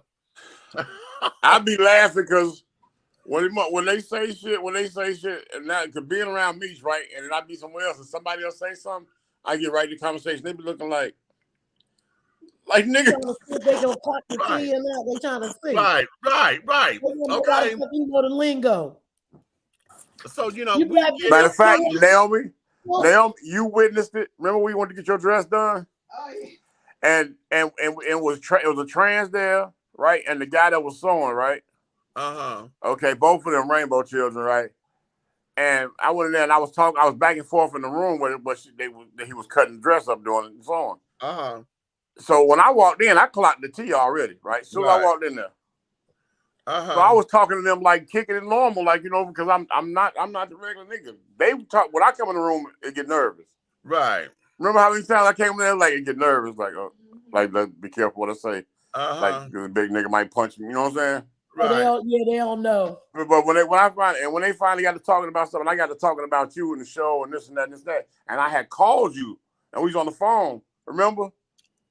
Okay. And you were speaking, and we got to speaking. They caught the doggone Swanshay. All right, and they caught it right, and they was like, "Oh, I'm like, oh yeah." I said that's my LBC buddy, you know what I'm saying? That's like my brother, blah, blah, blah, everything. And then the one on the floor, remember, was talking and stuff. And I was like, this is what I said. I turned around, so I clocked your T when I hit the door, so you can quit all that. Like what? And she was like, what? I was like, you heard me, girl. Don't even do that. Wait a minute, Meech, because I don't think we told Cupcake. Lily gets in the car one day from school. Me and Beach picking her ass up from school, right? Lily has a fabulous teacher. Let's just say that. Okay. Dr. Little is fabulous. And he older than us too, like he's 60 something, but he fly. What did she say though, Meech? What she say? What you said, Grandma? She said, why does my teachers talk like Uncle Meech? They talk alike. What? Wow. Meech fell the hell out. Me and him in there, we laughed so said, oh my hard. God, our baby learned how to clock tea. Wow. Y'all, we laughed so hard in that damn car. And I didn't want to laugh in her face because she was so that way. Oh, she was serious. Kids are serious, Daddy, because it was something happening. My teacher talks just like Uncle Meech. Uncle Meech. Baby. I'm so glad I wasn't around you. Oh, child, we looked at each other and I had to bite my lip because I didn't want to laugh at the baby. Listen, I was trying to hurry up and get her in the house. My baby is learning how to my baby learning to clock. My baby learning how to clock tea. Oh. When we said that made it even worse. So now we laughing our ass off. Poor Lily, she don't know what the fuck going on. She's not looking at y'all like, what the hell y'all laughing at? Oh, Lord. Yes, okay. Yeah, his best friend, the tranny. They broke up the next day after y'all got the dress made. Oh, wow. Okay. Dang. Well, okay. I have a question because I'm dealing with something with this child. Now, we know the child understands a little bit, right?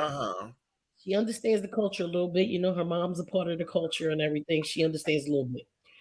The new Proud Family. Have anybody watched it?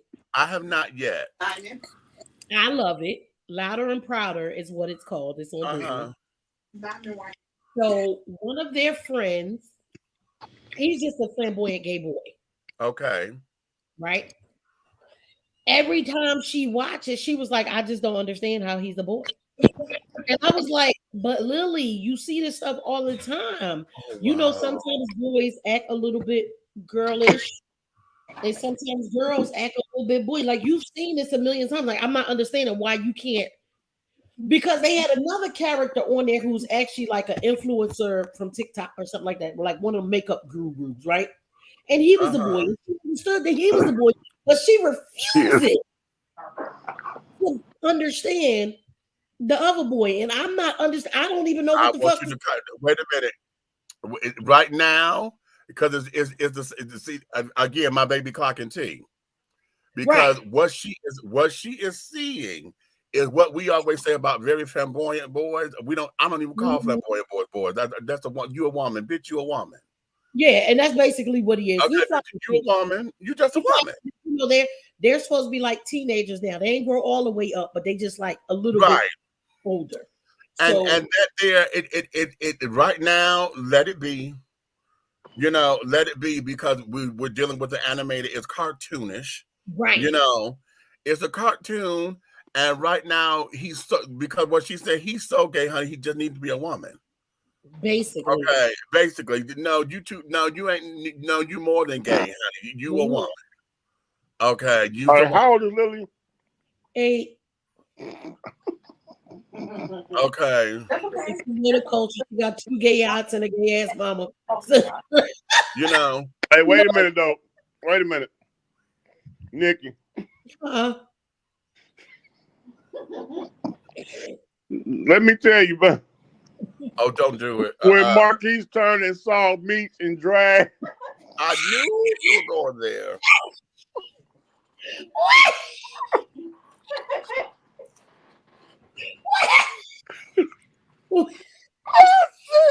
Because I wasn't even paying no mind that night. What? These poor children. That little nigga said, that nigga eyes was big as hell. He said, I said, what's wrong with you? He said, I think I just saw Uncle Meech in a wig. Wait, and we keep forgetting, like, it's so second nature for us because of the way we are. Right. Kids are funny, bruh. When the kids be trying to figure it out, this shit is hilarious. The nigga face looked like he just saw a ghost. Mm-hmm. Yo, you know what? Kawan's daughter, baby daddy. When H2 came out, before she got all the way dressed, but still looking, you know what I mean, halfway done. And when he figured it out. Oh, what happened? Oh, she dropped. Her power must have went out. But here, I was hoping that y'all was gonna be with Pastor Kim, because I've been wanting to put this on for a minute. I have bought this. I have put this up in here so I can play this with them for them. Who kicked me out? Give me some chicken. Nobody. You dropped. I don't know what happened. All I saw was a Google white page. Okay, you just dropped. I was like, okay. This is what I put up on my TikTok. I was going to send this over to Pastor Kim.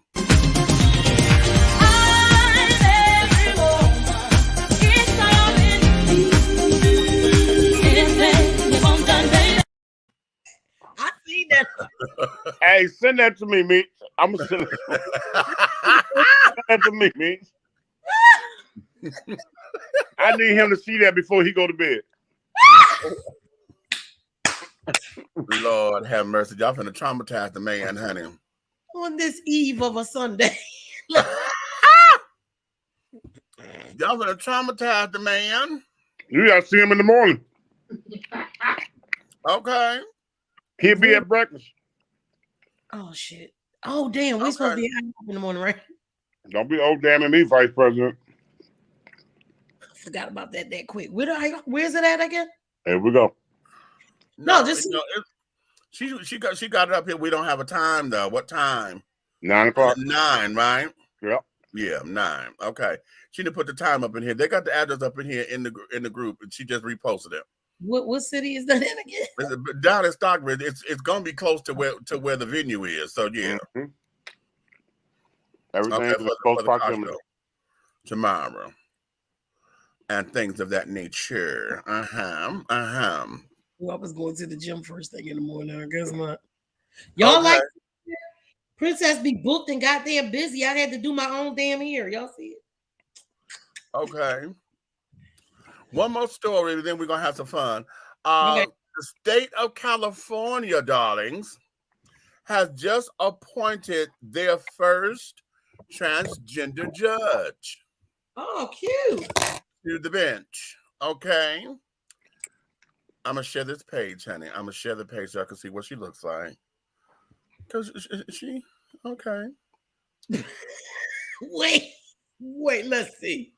Cause that your ass. That sounds a little shady to me.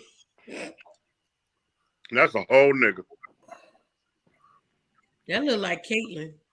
This is Judge Andy Murdoch, or Mudrick. Okay. And she has just been, she's a disability rights lawyer who was appointed to the bench at the Sacramento County Superior Court by Governor Gavin Newsom. Okay. Red. What the elders say when the babies ain't that cute. Right. Oh, it's precious. Oh, she's the first appointed. Okay, she said, they said Judge Victoria Kolakowski was the first out transgender judge in California when she was elected in 2010, but Murdrick is the first one to be appointed. Okay. So, okay. Oh, okay. A good old lace front or something. Come on, girl. You a judge. You got to jazz it up. Okay, I got a question. I got a question. Answer, hopefully. Here's the question. All right. You know that gown they wear when they okay, well, if you're transgender, do you bang or tap together? Didn't I say we always set our asses up because we think he's gonna say something? We do this shit every motherfucking time. Is the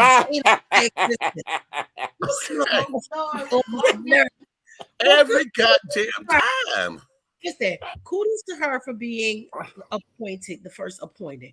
All I want to say is get you a stylist, though. But I want to know about the gown that they wear. That's red, Fat. What about the gown? I was like, do you wear slacks up under the gown or opaque stockings? What difference do it make? She a woman. Whatever woman would. She might have on a pair of shorts under that motherfucker and a pair of gym sneakers so she can run to the gym between things. I don't fucking know. Hey, I'm just curious, okay? I don't know nothing about judicial versus Caitlyn. I don't know nothing about that. Yeah, they did it at the church, honey. The same gowns, honey, that we wore at the church, honey, for the choir robes, honey. I know a lot of folks who would sit down there. The girls would take their blouses off and be in their bras. And then there were guys who would take their pants off and be in their underwear, shorts, and carrying on. Yeah. They hot. Yeah. Them robes is hot. Yeah. Oh, so they just doggone free balling for judicial. For Jesus, honey. Hello. Did you just say for Jesus? For Jesus, honey. Yes, honey. Cross-dressing for Jesus. No. What was things that she said? Cross-dressing for Christ, baby. Cross-dressing for Christ. You know what? Girl, it was a white girl who told me that. I was going. Is that a ministry? I had a show that night, right? And I did one gig, and we were going over to the after hours because I said, okay, let me go over here. I can make me a couple extra dollars, right? Girl, I walked up in here, white girl. I can't think of her name right now. She's a very pretty girl, pretty girl. And I usually, whenever I do a show, I don't like to stay in drink, okay? But I did because I was going over to the next event.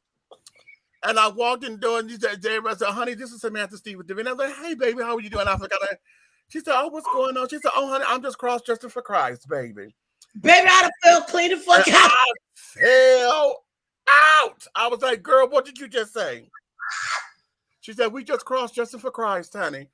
And I said, bitch, I'm stealing that because that's fabulous. I would have hollered so bad. Like they would have been able to get me on the floor. Do you understand? My stomach hurt right now. No. Okay. Now, you know what? I'm gonna have to, what I'm really going to have to do to honor my sister Helena Hologram. Yes. Because, you know, we used to do, D was doing gospel. Okay. Right. Mm-hmm. And I think I'm a subtitle that cross dressing for Christ. Honey. D was doing gospel, cross dressing for Christ. Baby. Yeah. That's going to be the show. That's going to be the show. Yeah, I'm producing that. Wait, because I'm. Okay. First I was afraid. Now I'm petrified. Oh. Okay. Okay. Hey. Hey. Okay. Hey. Me, what? You are a terrible influence on me. You are. Make the beat, Red. Come on, cross dressing for Christ. Hey, hey, come on, get the damn beat machine out. Say, don't. Right. They say the dresses are nice on Sunday. That was the very first song we had to learn for concert choir back in the day. Y'all gonna be in the mouth after that? I'm sure they are. Okay. Child, listen, I'm telling y'all, listen. This here is really cute. And I'm trying to not be able to stop singing. I'm gonna be like cross dressing for Christ. Hey, hey, hey, they cross dressing for Christ. Hey. Okay, do your crip walk. Do your crip walk. Do your crip walk. Hey. Child. Oh, so now, yeah. Now listen, if you're gonna be in the Atlanta area, darling, tomorrow, honey, we're doing Power Fest, and that there is the CCOA's. That's their biggest car show and event, car and bike show. Oh, y'all got what you comes? I see it. Oh, what? Bastard. They got what? You see that deep dish ass pizza? Where y'all been at, Red? Where y'all been at, Red? Where y'all been at? Been at Nancy's. Them motherfuckers been at Nancy's, you know. Just hateful and rude. You ain't had to put that in the damn screen. That's what we had the meeting at. Oh, that's because y'all been there all damn day. Okay. We got to be somewhere in the morning. Be that as it may. But nonetheless, darlings, yeah, because we have we got a gig and carrying on, and I'm trying to make up my mind how I'm going to do this.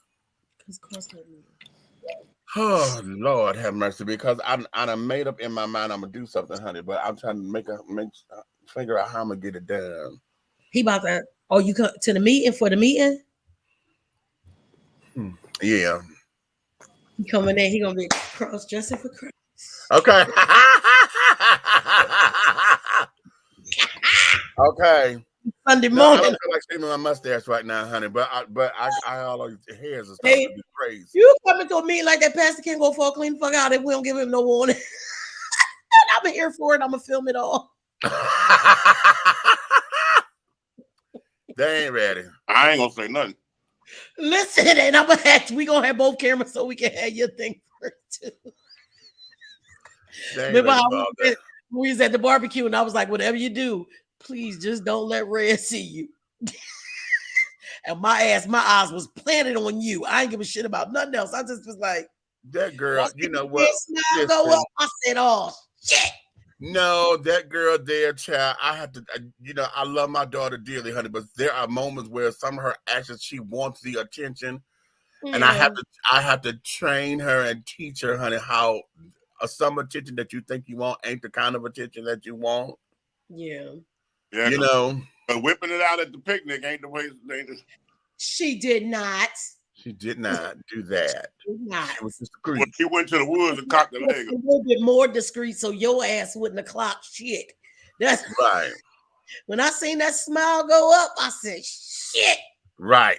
Oh, her, do not let this motherfucker. Wait, but it was between that and then she got hot and snatched her damn wig off in front of him. Yeah. Hey, wait a minute. Wait a minute. Wait. My partner that was there, that he stayed getting high, right? That doggone girl snatched that wig off, and then when she put it back on, she put it on backwards. She spun it around. The nigga said, he looked at me, he kept calling. I didn't want to look over there at him. And he kept saying, red.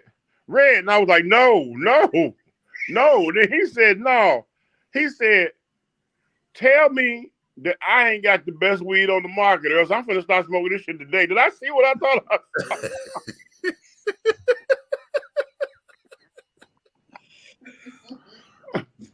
The chat, listen. That was her little key. Let me say no, honey. No, put your bonnet on, honey. If the hair is too hot, put your bonnet on quickly. Hey, Listen, tell her don't get that nigga snatched that wig off and then put it back on backwards. Yo.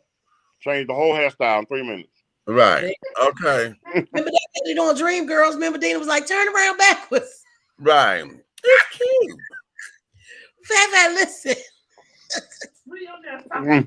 Okay. But you can't make this shit up. I swear to God. It just happened. It happened, and it happened so quickly. I was like, oh my God, wait a minute. Okay. Ow! And see, let me tell you something.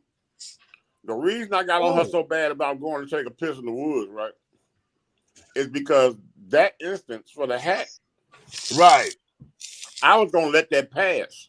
Mm-hmm. I didn't think nobody seen it but me. Until Stay High started calling my name. I want you to see.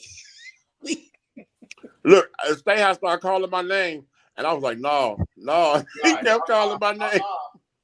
And he was, and when I looked over at him, he had a blunt in his hand, and he was looking at the blunt like, what's in this? We went over his house the next day, and he was stupid. Hey, Cupcake said, we went to his house the next day to an event, and he still was like, man. Right, fucked up. Okay. Just fucked up, okay. If that hula hoop go, I swear to God, I'm going to beat your dumb ass in it. Sorry, yo. What? She hula hoop, she put it on her arm. Let me share something with you guys. She did it around the neck. She put it around her neck. Okay. Yeah, that's his proclamation. Oh, proclamation. This is my proclamation that was given to me from the city of College Park. And it reads, City of College Park proclamation recognizes Demetrius Dennis Taylor, whereas originally from Detroit, Michigan, Demetrius Dennis Taylor became a resident of College Park Ward 2 in February 2008. And whereas his passion for community involvement was ignited while attending a tennis association meeting where he was living as a resident of the Embarcadero Club Apartments, and whereas Demetrius Taylor's robust interest in change and improvement caught the eye of incoming Councilman Derek Taylor, who appointed him as Ward 2 representative for the Business and Industrial Development Authority Board, and whereas during his tenure, Demetrius Taylor served 3 consecutive terms as vice chairman in 2019, 2020, and 2021. And whereas Demetrius Taylor, in conjunction with Biden's team members, led in projects for affordable housing, securing plans for the Gateway Center Arena, organizing plans for the relocation of Wally Park and Ride, along with the groundbreaking for the 6 West development. Until the end of his tenure, Mr. Taylor continued to assist in successfully negotiating and approving all projects that would be economically sound investments for the city of College Park. Now, therefore, be it proclaimed that the mayor and city council of the city of College Park recognizes Mr. Demetrius Dennis Taylor for his outstanding accomplishments proclaimed this 21st day of February 2022. And that's a hooray, hooray. I'm proud of you. But do you know that right there in your hand is a #1 bullet to an administrative job at City Hall? Mm-hmm. Okay. Change your whole life. Mm-hmm. So, yeah. So, that, yeah, I'm very proud of that. I was like, oh, wow. Our current by the chair, Jamel McKenzie, when she wanted to make that happen for us because we were, you know, I'm not on the board anymore because, of course, you know, my councilman did not win the re-election, so the incoming councilman wanted to have his own team members that carried on, and he chose not to reappoint me and chose somebody else. So that there is that. So that was one of my going away presents. So I'm like, oh, I'm so grateful and thankful for all of that. So you did the right thing. He probably wanted you to just bow down and be his side chick, and you wasn't going. So I ain't nobody's side chick, honey. Hey, you know, macaroni and cheese is a good side. But it's also a main course if you work it right, honey. Whoa. All color people use it as a main course. Well, that was 2 circles in a snap. I'm going to shut the hell up. Okay. Shit, honey, get some damn macaroni and cheese, honey, and the right biscuits, baby. It's a meal in itself. And I do cheeseburger macaroni, honey, so, I wouldn't know because I ain't never tasted it. Use a line and a half. I was getting ready to say the lie and the truth. Line and a half and the truth ain't nowhere in that damn statement. Use a lie and a half and the truth ain't nowhere in that statement. And I had to come pick up my dishes. Listen, I was going to say I got to take a whole roasting pan back around his damn house, but I'm waiting for when he say he about to make some more. Well, I can just give him the same dish. That's right, Fat the main course, damn it. Look, Leach, and bake, honey, not on the stove. I'm gonna bring the roasting pan around there when you say you about to make some more, so that way you can just go ahead and make it in there, and I can just come back and pick the damn roasting pan right back. So then, well, then bring it now, then. Bring it inside. Hey, Cupcake said, don't nobody else get nothing because she ain't never tasted it. She ain't tasted. Oh, y'all, that's right. You know, when I bought it over there, she didn't. Oh, she couldn't eat it at the time. She couldn't eat it at the time. And they did shit. All right. Okay. Then okay. Don't nobody else get that until I get it. Here around the corner. Get one before you, Nate. Sorry. All righty then. Talking about here around the corner. She a bully. I'm gonna have to lean back, Remy Ma that joint up on there. Oh, you so stupid. No, ma'am. I'm not listening to all of this calamity. Joe said I went to McDonald's and I came back and my song was like R to the easy, M to the without. Hey, Cupcake says she against the sushi. She gonna Apollonia and slap it out your hand. Not Apollonia. Oh, you slap it. Not the spin around slap. Damn it. You're trying to wheel slap it out my damn hand. Spin around slap on and fall up against the armoire. Ow! What's the matter? You jealous?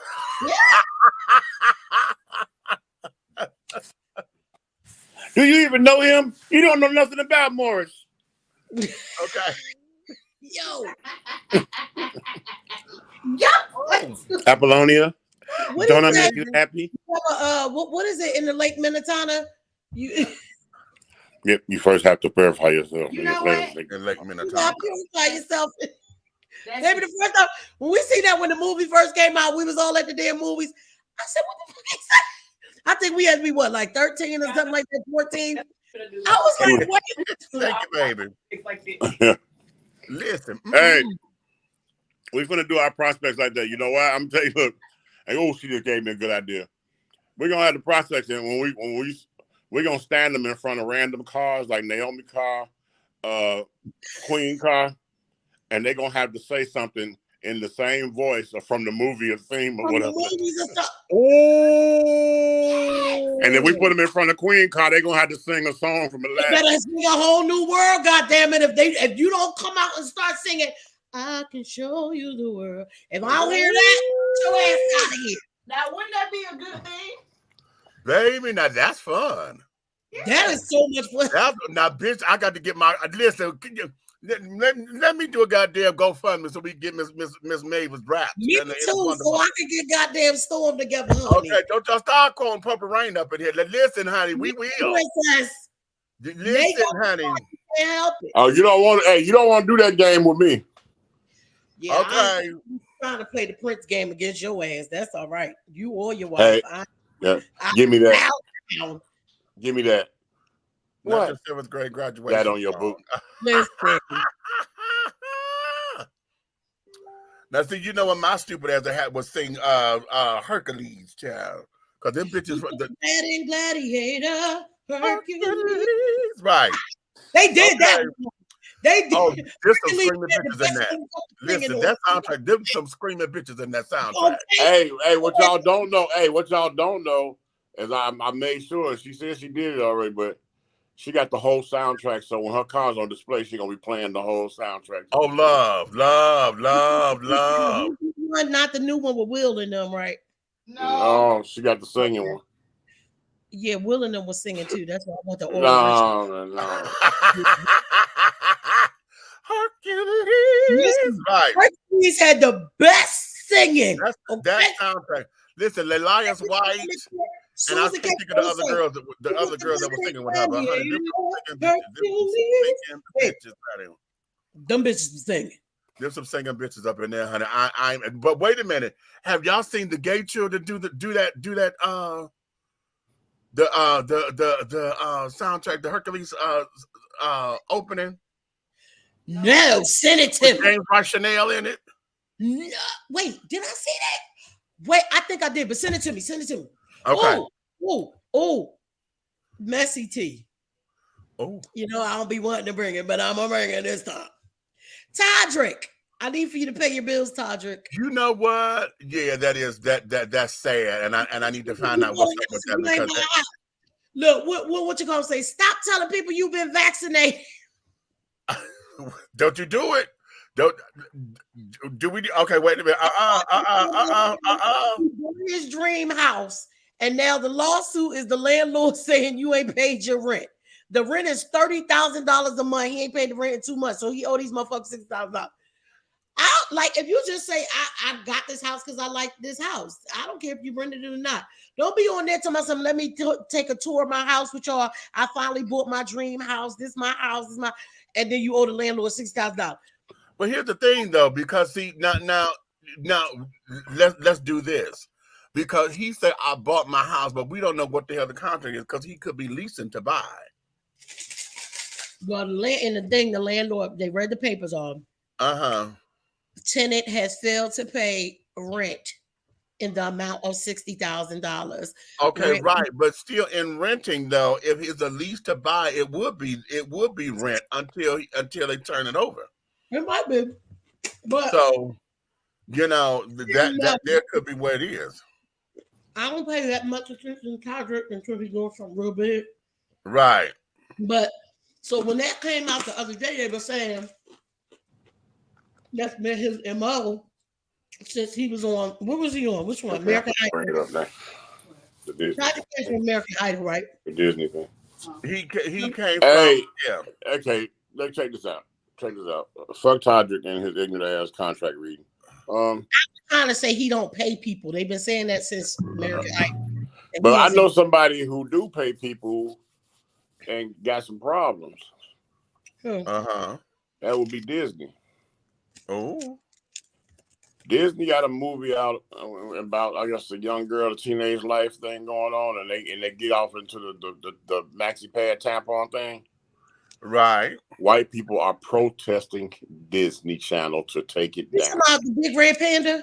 Yeah. They protesting the. Why? I let Lily watch it. That's how we explained everything to us. Oh, they are not us. But you know that their wives And they actually protested not just the movie. They talking about not going to Disney. They talking about taking the network down, not going to Disney. All these children, honey. Okay. My thing is, they gonna learn it anyway when they get to school. So you gonna protest and get to school? Yeah. Why should they have to learn it there? That's my whole thing, motherfucker. You supposed to be teaching them at home. Because if the period is going the big red panda thing, right? And if the man's ejaculation situation is supposed to be his period, then so why don't we get involved? Right. Listen, one of those I'm talking about we could write a movie called the Long Neck Giraffe and be about condoms. So there you go. Listen, okay. I just feel like that's my stupid. Thing is, You they're need to be cornball as teaching hell kids. because all these, why they watching all these other movies that have subliminal messages. Oh, I got a commercial I wanted to do for him, man. Yeah, because I got a commercial for him. It's A is for apple, B is for black. Put it on the tip and roll it back. Well, I need to check. We'll talk. Yeah, we'll talk because I got him in the wings. Okay. Now listen, hold on. I was given to screen share it, honey. Why somebody doing fireworks in front of your building? It ain't the 4th of July. Girls, you playing. Really? Child, okay. All right, hold on. Let's do this. We're gonna share Independence Day everywhere. Everywhere. Now listen, I got to do a proviso right now before we start because they may end up having me to take this out. Okay, I may have to cut it out. So if you watch this and it's not here, it's because I had to cut it out.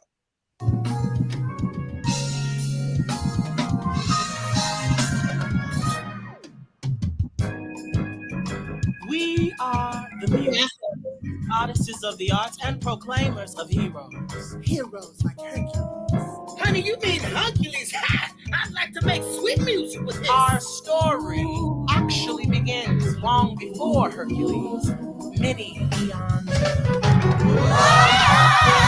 Back when the world was new, the planet Earth was down on its luck. And everywhere gigantic roots caught titans ran amok. It was a nasty place. There was a mess wherever you stepped. Where chaos reigned and the quicksand volcanoes never slept. And then along came Zeus. He hurled his thunderbolt. He's out of those suckers and traveling on his own stop chaos in his stride. And that's the gospel child was too tired to relax. And that's the world's first dish. So take the globe while spilling its you. Though honey, it may seem impossible, that's the gospel truth. No matter if it's life with me, it's all the sweet vermouth. Though honey, it may seem impossible, that's the gospel truth.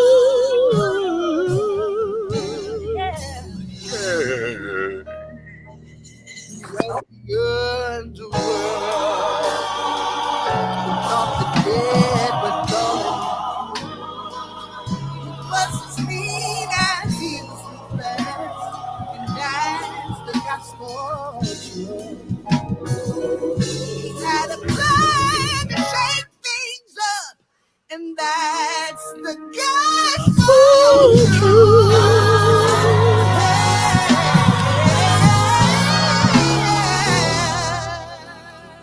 Young Herc was immortal now, but since he did not drink the last drop, he still retained his godlike strength. So thank his lucky stars. But Zeus and Hera Give me that tenor. the sun could never come home.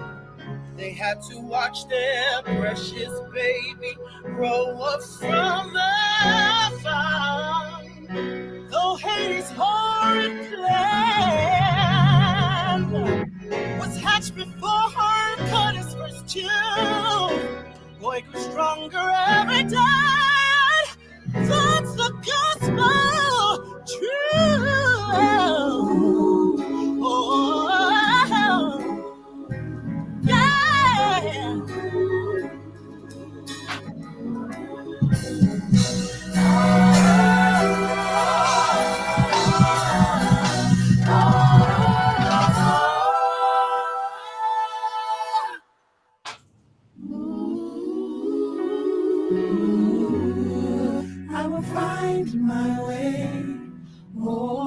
can go the distance. I'll be there someday. If I can be strong, I know every mile will be worth my while. I would go most anywhere to feel like I belong. Yeah. Shout from the mountainside. It's not from out the sun. A star is born. Let me can shine you through. Come blow your heart.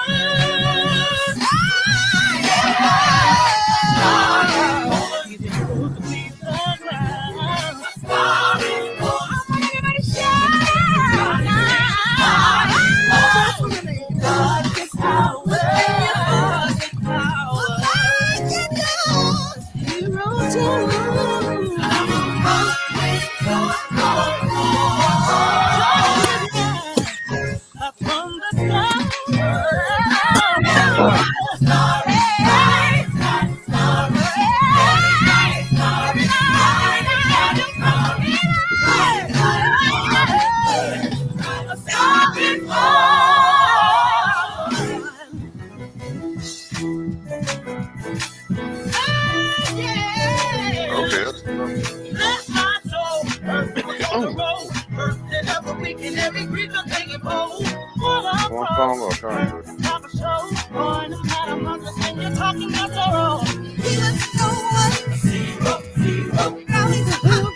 Hero. He was a kid with his head down back. Hero. Know about that. Hero. Just like that. Smile, growing wild. You know these niggas.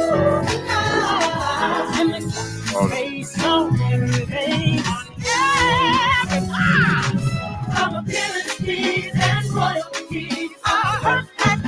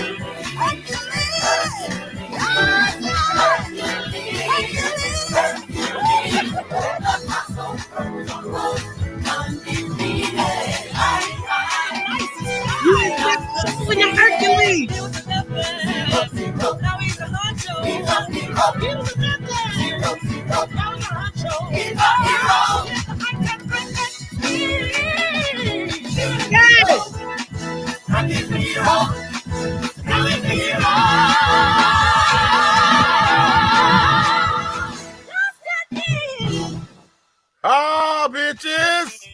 I did. I saw it a while ago.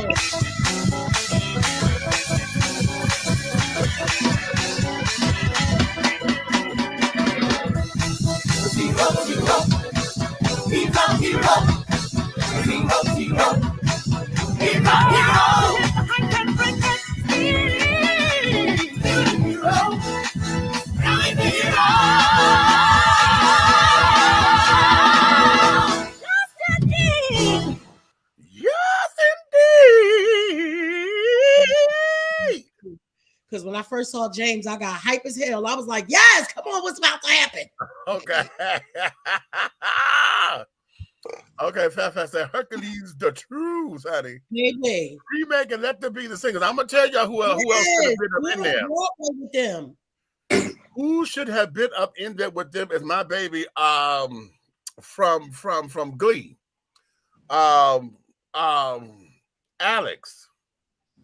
Is that in there? Alex I've never watched an episode of Glee ever. Oh, child, honey. So them like the Weather Girls, but not.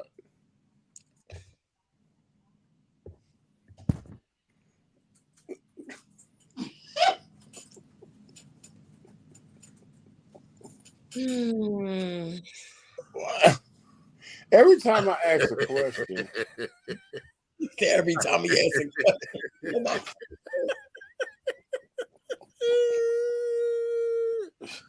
They did My that. God, today. They did that. Okay. Wait a minute. The fact that they dismissed. Exactly. Okay. Because you know he ain't got no damn sense. He don't know how to act. But they just did that. Hey, they had me when the grown man said, they had me right there. Well, when they first was singing, I was like, God damn, like all of their voices can't be that alto and soprano. I said, so they work hard on them motherfucking falses. That shit is especially that one that hit that alto solo. You know, the Big Luther, Little Luther, when he hit that right there. That's James. James Rice Chanel. Yeah, he got the Big Luther, Little Patty Luther. Pie guy. That's the guy who did the Patty Pie. Yeah, he got it. He got the Big Luther, Little Luther going. He got the. Cause he ain't got no sense, Fat. That's why he can't help it. Okay. Yes, he did. But yes, honey. But you know what? I think next time we do this, I want to get into some of our favorite. Well, I don't know, honey. Some of our favorite soundtracks. You know. Mm. You know, some of the favorite soundtracks. Honey, it doesn't have to be Broadway. Honey, it could be, you know, those things, honey, that bring us joy and things of that nature. You know, I mean, considering, honey, we got to do this for research. The Grease soundtrack. Oh, honey. Okay, yeah. Who? Yeah, Fame and Grease soundtrack, the original movie Fame. Out Here on My Own, Irene Cara, honey. I'm gonna tell you that was a real nice song. It was real touching. What? But the movie came from, you wouldn't expect that song to be on that soundtrack. But it was on School Days. Yes. Well, every song from School Days, baby. When that nigga sung I Can Only Be Me. Oh, let me tell you something about that goddamn song right there. But his little Stevie on the wannabe ass. Listen. That nigga sung that song. Listen, that song brought me to tears when I was in the movie theater, honey. We're all in my college train time. I was like, oh my God. School Days, my little sister, y'all know it's the Sabbath, so she ain't watching right now. But School Days, me and Chrissy, listen, remember after it came out in the movies and then we got it on the VHS? Babe, we wore that thing out. You understand me? We watched that motherfucker back to back. Listen. You just don't wanna be. And that's why, you know what? You had to get credit, honey, because everybody know her as Aunt Bam, honey. But you got to know her, honey, from up there. If I didn't care in the window, honey. He only want the panties, honey. Okay. No, you didn't. Yes, I did. No, that just formulated in my head. That's Cassie. Yes. Shut the front door. Yes. I see. I'm like, I see shit. If I didn't care. No, you didn't. Yes, I did. I know you didn't. Yeah. Yes, I did. Yeah. Yes, I did. Okay. Co-catchy. Hey, and Grease. Yes, threw the whole thing of water on him. Sure did. Grease had what's that? Summer loving had me. I did a TikTok to that. Okay.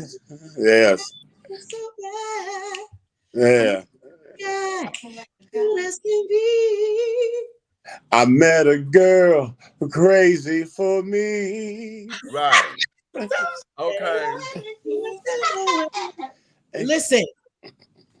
See, y'all us niggas remember back in the day, it didn't matter for us. Remember the radio stations used to just play all the damn songs. They was white, they right. was black. They did, yeah.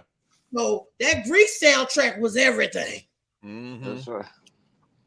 But y'all Beauty know school dropout. My heartbeat's got no graduation day for you. Better forget it. Beauty school dropout. Listen. Turn in your T's and C's and go back to high school.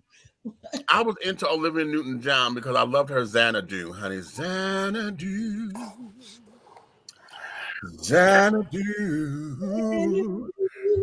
Okay. I forgot all about that.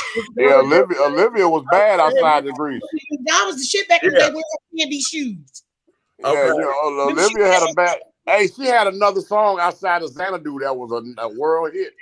twist of fate, honey. It's gotta be a strange twist of fate. Yeah. And I'm gonna get it right this time. Life doesn't mean nothing. Oh, but then she had Let's Get Physical. Let's Get Physical was worldwide. That was that's her hit. Yeah. Physical. I wanna get physical. Let's get into physical. Yeah. Let me hear your body talk. We was listening to all the music back then. Cause remember, y'all. Let's go back to the white people when we know we was jamming. Hey, Princess, you are absolutely correct. The soundtrack to Under the Cherry Moon is Princess. Under the Cherry Motherfucking Moon. I love watching that movie because they filmed it in black and white. I just was always like, hey, that was the dope. That was one of the dopest movies. Oh well, yeah. Okay. Hey, that was that. He said, "Girls yeah, magic. And boys." I like that. Yeah, girls and boys. But that damn piano scene where he was doing mountains. It's only mountains, and that piano was up in the mountains. Oh my God! The 5 Heartbeat soundtrack. Oh, child, that's classic. That's classic. Yeah. You want my spot flash? Well, you ain't gonna get it. You ain't got it. Okay, that is. Oh my God, that is absolute. And of course, the Dreamgirls soundtrack. The Dreamgirls soundtrack is timeless. Both of them. You got the Broadway and the movie. Yeah, the old one and there's another one because it's a new Broadway soundtrack where they have Broadway artists come and do songs. Wow. Yeah, because Billy Porter is on there. Lilias White that we were talking about, who did the Hercules soundtrack, she does, and I'm telling you in that, and carrying on. So yeah. And you know what? You mentioned his name. Remember we was talking about vocal ranges and stuff? Yeah. Billy Porter is where I'm at. Okay. Baby. Little Shop of Horribles. Baby, feed me, Seymour. Wait a minute. No. The song. Oh, hey, I'm finna shut it down. Time Warp, Rocky Horror Show. Shut it down. That's it. That's it. Bitch, let's do the time warp. Hey, okay. Put your hand on your hips. Bend your knees inside. Right. And we're going to... A and B, honey. Listen. You did that one. You did that one. And that Horror soundtrack, I'm telling you, I have worn those. I done bought them damn thing like 3, 4, 5 times. Okay. Hey, they used to look at me. Hey, when I was growing up, I was so cultured from living in different mixed atmospheres and living in like these rich neighborhoods and stuff back and forth. So when I was a kid and I would like have the sleepovers, you know, my cousins and come over, I'd be all about like watching the Rocky Picture Horse. You know, they'd be looking at me like, what in the hell is this? It was just that baby. I got one. What? The Car Wash soundtrack. Boy, hey. And the Blues Brothers soundtrack. Don't do me. Hey. I was just gonna go to go there. But that doggone car wash thing, when I was telling when he was doing I wanna get next to you. Yes. And yes. And he over there singing to the waitress. But wait, I'm finna give you one. I'm finna give you one, baby. Don't say it. Claudine, bitch.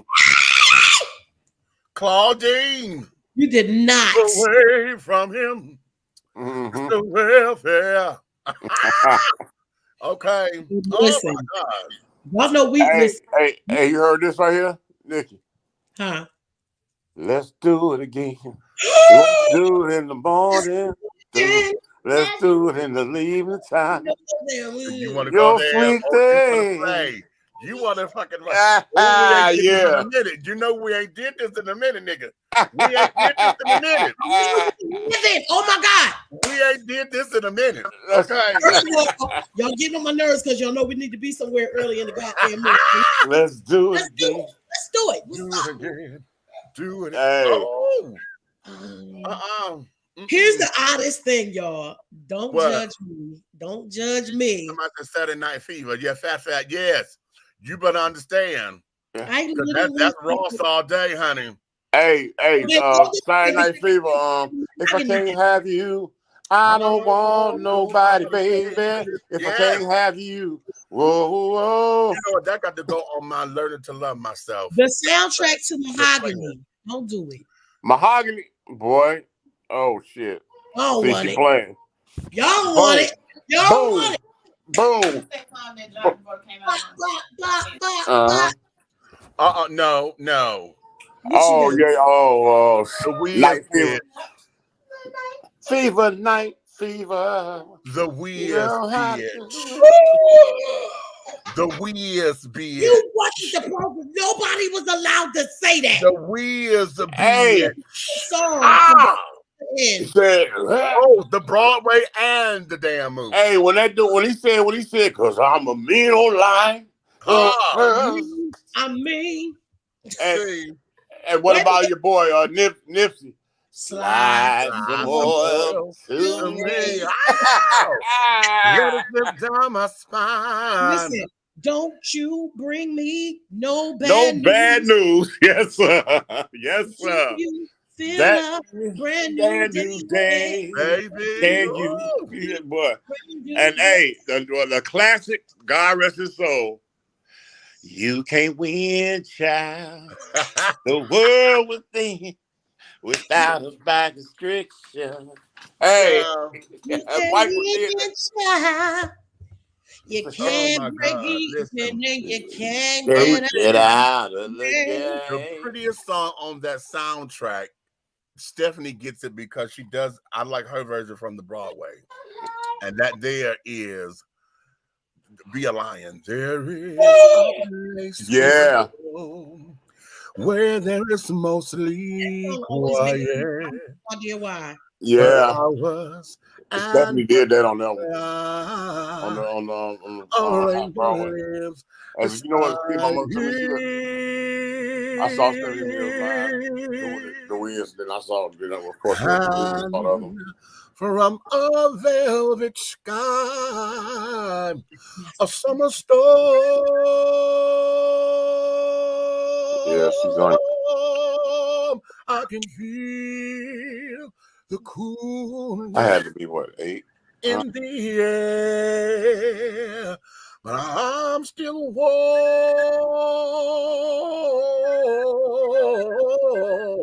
Yes! Woo! My sister sings the shit out that, honey. You're a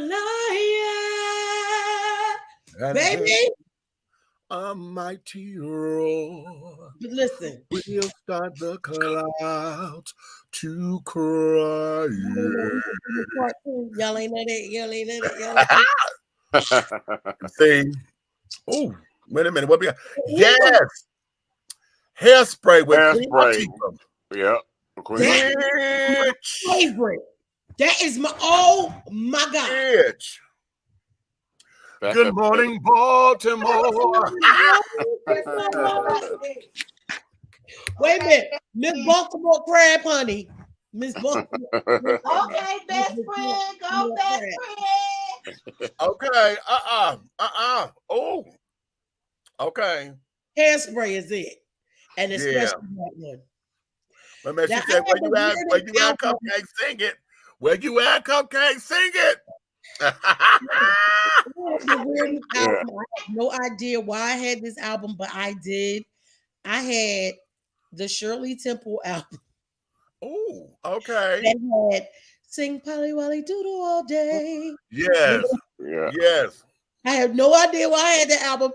That and Fame were my first albums my dad bought me when I was a kid. Really? And I love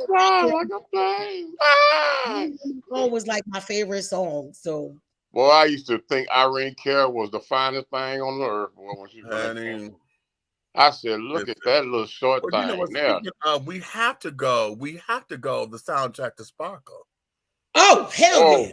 My God. We got to do Sparkle, and both of them, honey. We got to, because both of them were sickening. Both of them were sickening. In fact, all three of them, because we got the original soundtrack. Of course, we got Aretha's covers, and then the new one. Now with Jordan and Whitney and them on the new one. Man. Sparkle, son. You can't do this without Sparkle. Man. Yeah, because your sister can't fly with one wing.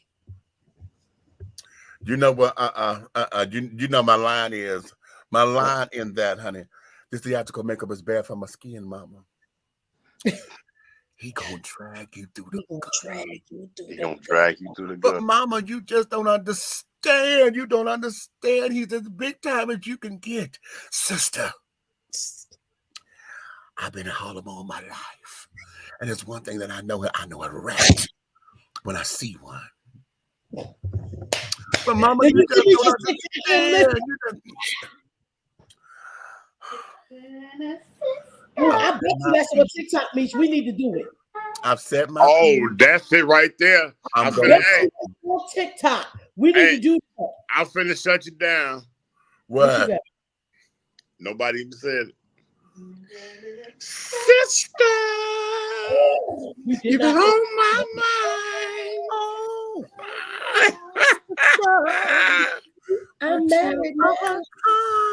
So, sister, I'm keeping my eye on you. Okay. Maybe God is trying to tell you something. Maybe God is trying to tell you something. I hear you, Lord. What's that? Praise your name. Okay. And what's that? He say, boy, I heard the girl around here got your pussy whipped around here. You sound just like him. That is the I don't understand, boy. Your house got kids running all over you. What's love got to do with it? Woo! Yeah, boy. And if you gonna go with what's love got to do with it, goddamn it, you got to go Mad Max Beyond the Thunderdome. Honey. Beyond the Thunderdome. We don't need another hero. Oh yeah, she sung that. We don't need to know way home. All we want is the Thunderdome. She had to sing. Once we get started. Right there, keep on burning. Okay. We're rolling. Rolling on the river. Rolling on the river. Humped a lot of things down in New Orleans. I never saw the good side of the city until I used to ride on the riverboat. Oh, wait a minute.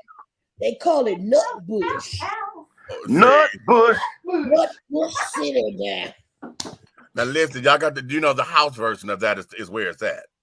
Oh, I gotta hear it. Y'all ain't ever heard the house version of Nut Bush?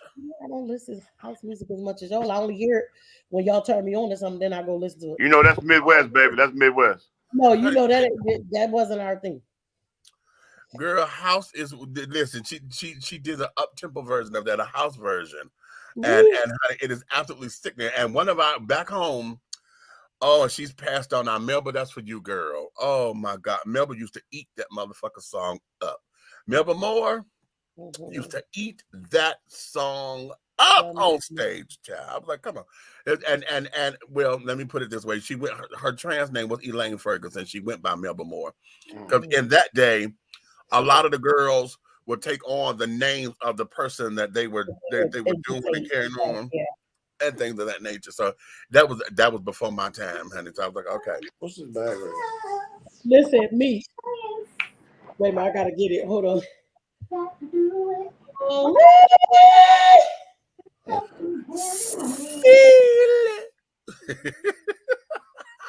Cold hot soda, baby. Okay, I'm gonna tell you know what was the fabulous soundtrack too? What? The soundtrack to fucking Crush Groove. Oh my God! When there's Sheila E and them was killing it. No, hey. He said, all you can eat. Oh, all you can eat. We talked about that. Saying how people really thought they was eating that food, but they was spitting it out every cut. Yeah. Yeah. They said that. Yeah, they was gorging, but then they had a bucket, you know, for them to. Yeah, they would chew it, but they would spit it out. We call cut. So $2.99. Okay, did you say breaking? I just was watching motherfucking Electric Boogaloo. Listen, I just watched a scene from Breaking yesterday when they was on the floor and it was Boogaloo and what's his name, and when they first introduced the white girl into the thing, and they was like, and the girl from the other side, she looked like she was like Mexican or something, and she was always dancing. She was dancing so hard. I was like, what the. Okay. You talk about all that, then we might as well go to B Street. Don't play with me. Me and my two cousins. Hold on. Me and my two cousins could tell us we wasn't the us girls. We're the us girls. We're the best of friends. If one ain't got no money, when we go out, we know we look real hot. What the girls want, you know we got. Girl, did you say the us girl? The us girl. Us girls. You remember they were performing at that the house they ran the wire over to? Party. When they stole all the electric and shit. Girl, me and just used to be in the room practicing it like we was going to perform it somewhere. I swear to God. Oh, the sound of Footloose was good. Oh, Footloose was good. Risky business. Take those old records off the shelf. Right. Okay. I'm gonna give y'all this because it was more instrumental, but the soundtrack was motherfucking hot, and that was the soundtrack to Taps. Y'all remember that with Gregory Hines? Because that was the tap dancing. All the tap dancers started. Gregory Hines and Sammy Davis Jr. and all them children. Yeah, Savion Glover. Yeah.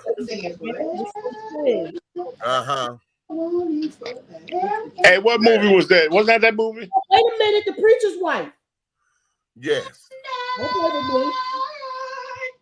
Everything on The Preacher's Wife. But what movie was that where they was doing Forever? All I want is forever. Gregory Hines movie. It's too much. All your love forever. I thought that was Dirty Dancing. No, that was one of the Gregory Hines movies. It was a tap movie because he had. It was a tap dancer movie with Gregory Hines in. Okay. Is that the one with him and the girl? Wait. Yep. I know what you're talking about. Is it my head? That's Tap. That's Tap then, yeah. Because she just died. You know, she just died recently. Who? Suzanne. The lady.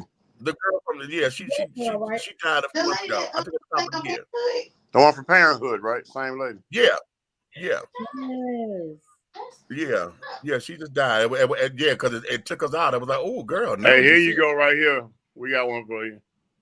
You look so fine. You look so fine. Ain't my type of height, baby.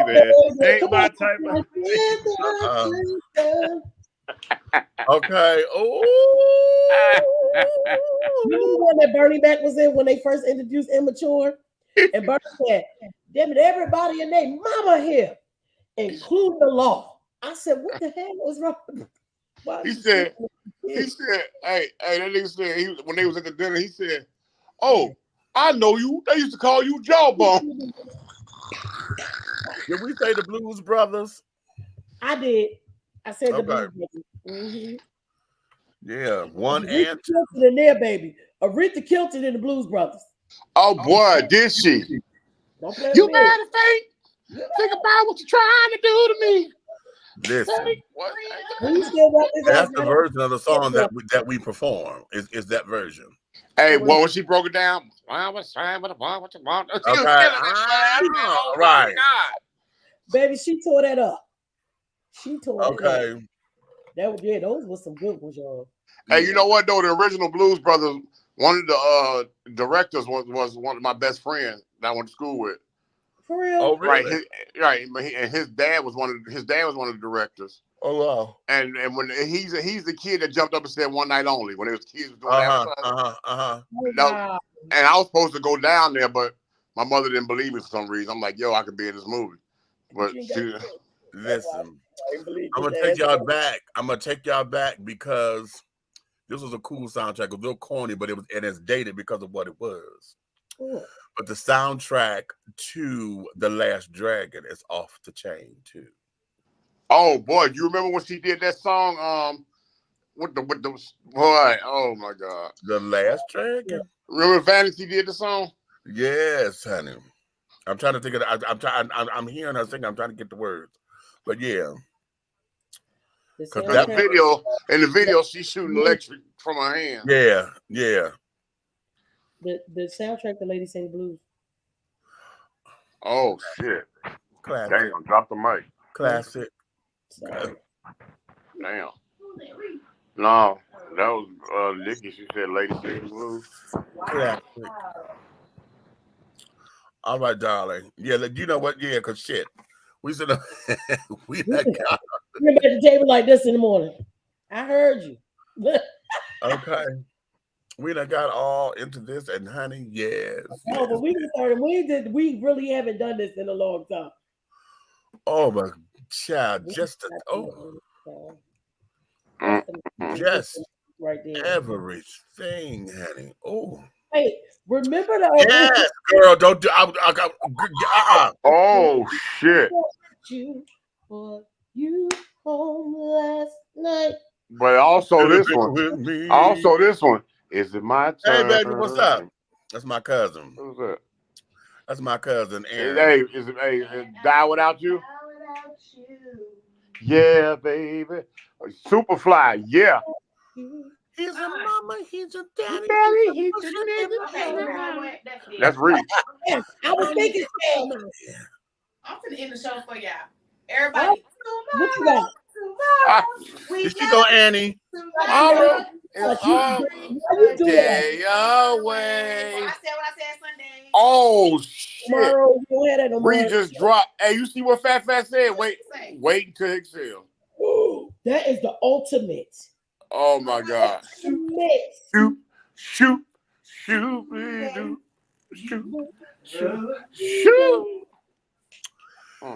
What makes that soundtrack so that way? What? Is because everybody on there is a fucking legend. You got Aretha, Patty, Shaka. Right. Okay. Everybody on that damn soundtrack there. And of course, you got The Bodyguard, but you know, there's more songs on there than all the Whitney songs because it's like right. Yeah. There's more songs on The Bodyguard. Okay. I said the goddamn preacher's wife had all the damn songs because that's basically a Christmas CD. Right. Because the way they did that arrangement, which song was it when they was in the church and they were singing the shit? What, all Joy to the World? Joy to the World. That arrangement, whoever arranged Joy to the World on that, baby. Oh, wait a minute. You tell me, I'm gonna get you sucker. What's that? Hey. Yes. Yo. You ready? What? Joyful, yo, joyful. I'm saying that song right there. That's my song. I'm gonna get you sucker on there. I'm gonna get you sucker. Yeah, we said 5 heartbeats, Kitty Girl. Yeah. Okay. Ooh. Okay, well, tomorrow. But these words over here. Remember that on 5 heartbeats, the little girl? She said, all you gotta do. Right. Words. Now you know what I love is that they did it in the movie, but then on the soundtrack, when they released the soundtrack, Patty does it on the soundtrack. Patty does it on the soundtrack. But then they cut her in, the little girl. I love my Aunt Patty, but I love the little girl singing because she just the strength of a child. Because it was organic when the little girl did it. Patty, they gave it a commercial sound to it, but Mama killed that, honey. Okay, that's Mama. Okay. All right. That's mama. Okay. All right, let's get up out of here. And we're going to call it grace, everyone. Listen. Is the address for IHOP in the thing you said? Is the address IHOP on? Yeah. Yeah, it's in there in the group. 9 o'clock? 9 o'clock. Good. Ah, that was cute. Okay. Sorry. Okay. So, all right. Let me. Even though we just talked about it the day before yesterday, I didn't forget about that part. Because my ass was like, all right, I'm going to get up. I'm going to go and then we're going to get ready and we're going to go. That's all right. Fuck it. I'm going to come and get me a waffle and start on Monday. All right. Let's get out of here. Listen, honey, we love y'all, honey. Thank you for loving us the way that you do, my darlings. If you love us, honey, tell all of your friends, your family, honey, your loved ones to like, subscribe, share. Tell them to come on up in here and follow us and do our thing, honey. But if you hate us, oh well, you can tell all of your motherfucking enemies to come up in here and like, subscribe, and share on whatever platform that you're watching us on, my darling. We love and appreciate you for coming on up in here. So you may finish all of your crumpets, my darling, because the tea has been dished and you've been dishing tea, darlings. With Big Meech and Aunt Nikki and the big guy ally up there, honey. That's Big Red. And carrying on. So, my darlings, listen. Always understand, honey, that everything that we're doing over here with Three the Hard Way, the syndicate, honey, everything that we're doing, we'll move forward in any way, shape, style, form, or fashion that we're doing our thing, honey. You understand? So on that note, my darling, wait a minute, I got to make sure I close out. Y'all know sometimes I get excited and forget to close out with my closing credits. Okay. I just shut the shit down, but okay, fucking we go, honey, we go. Bye. However, let's say good night, all, and we will see you guys again real soon. So on that note, my darling,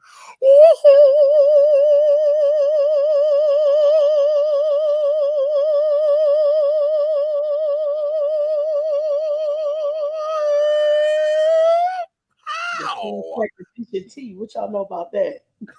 and scene.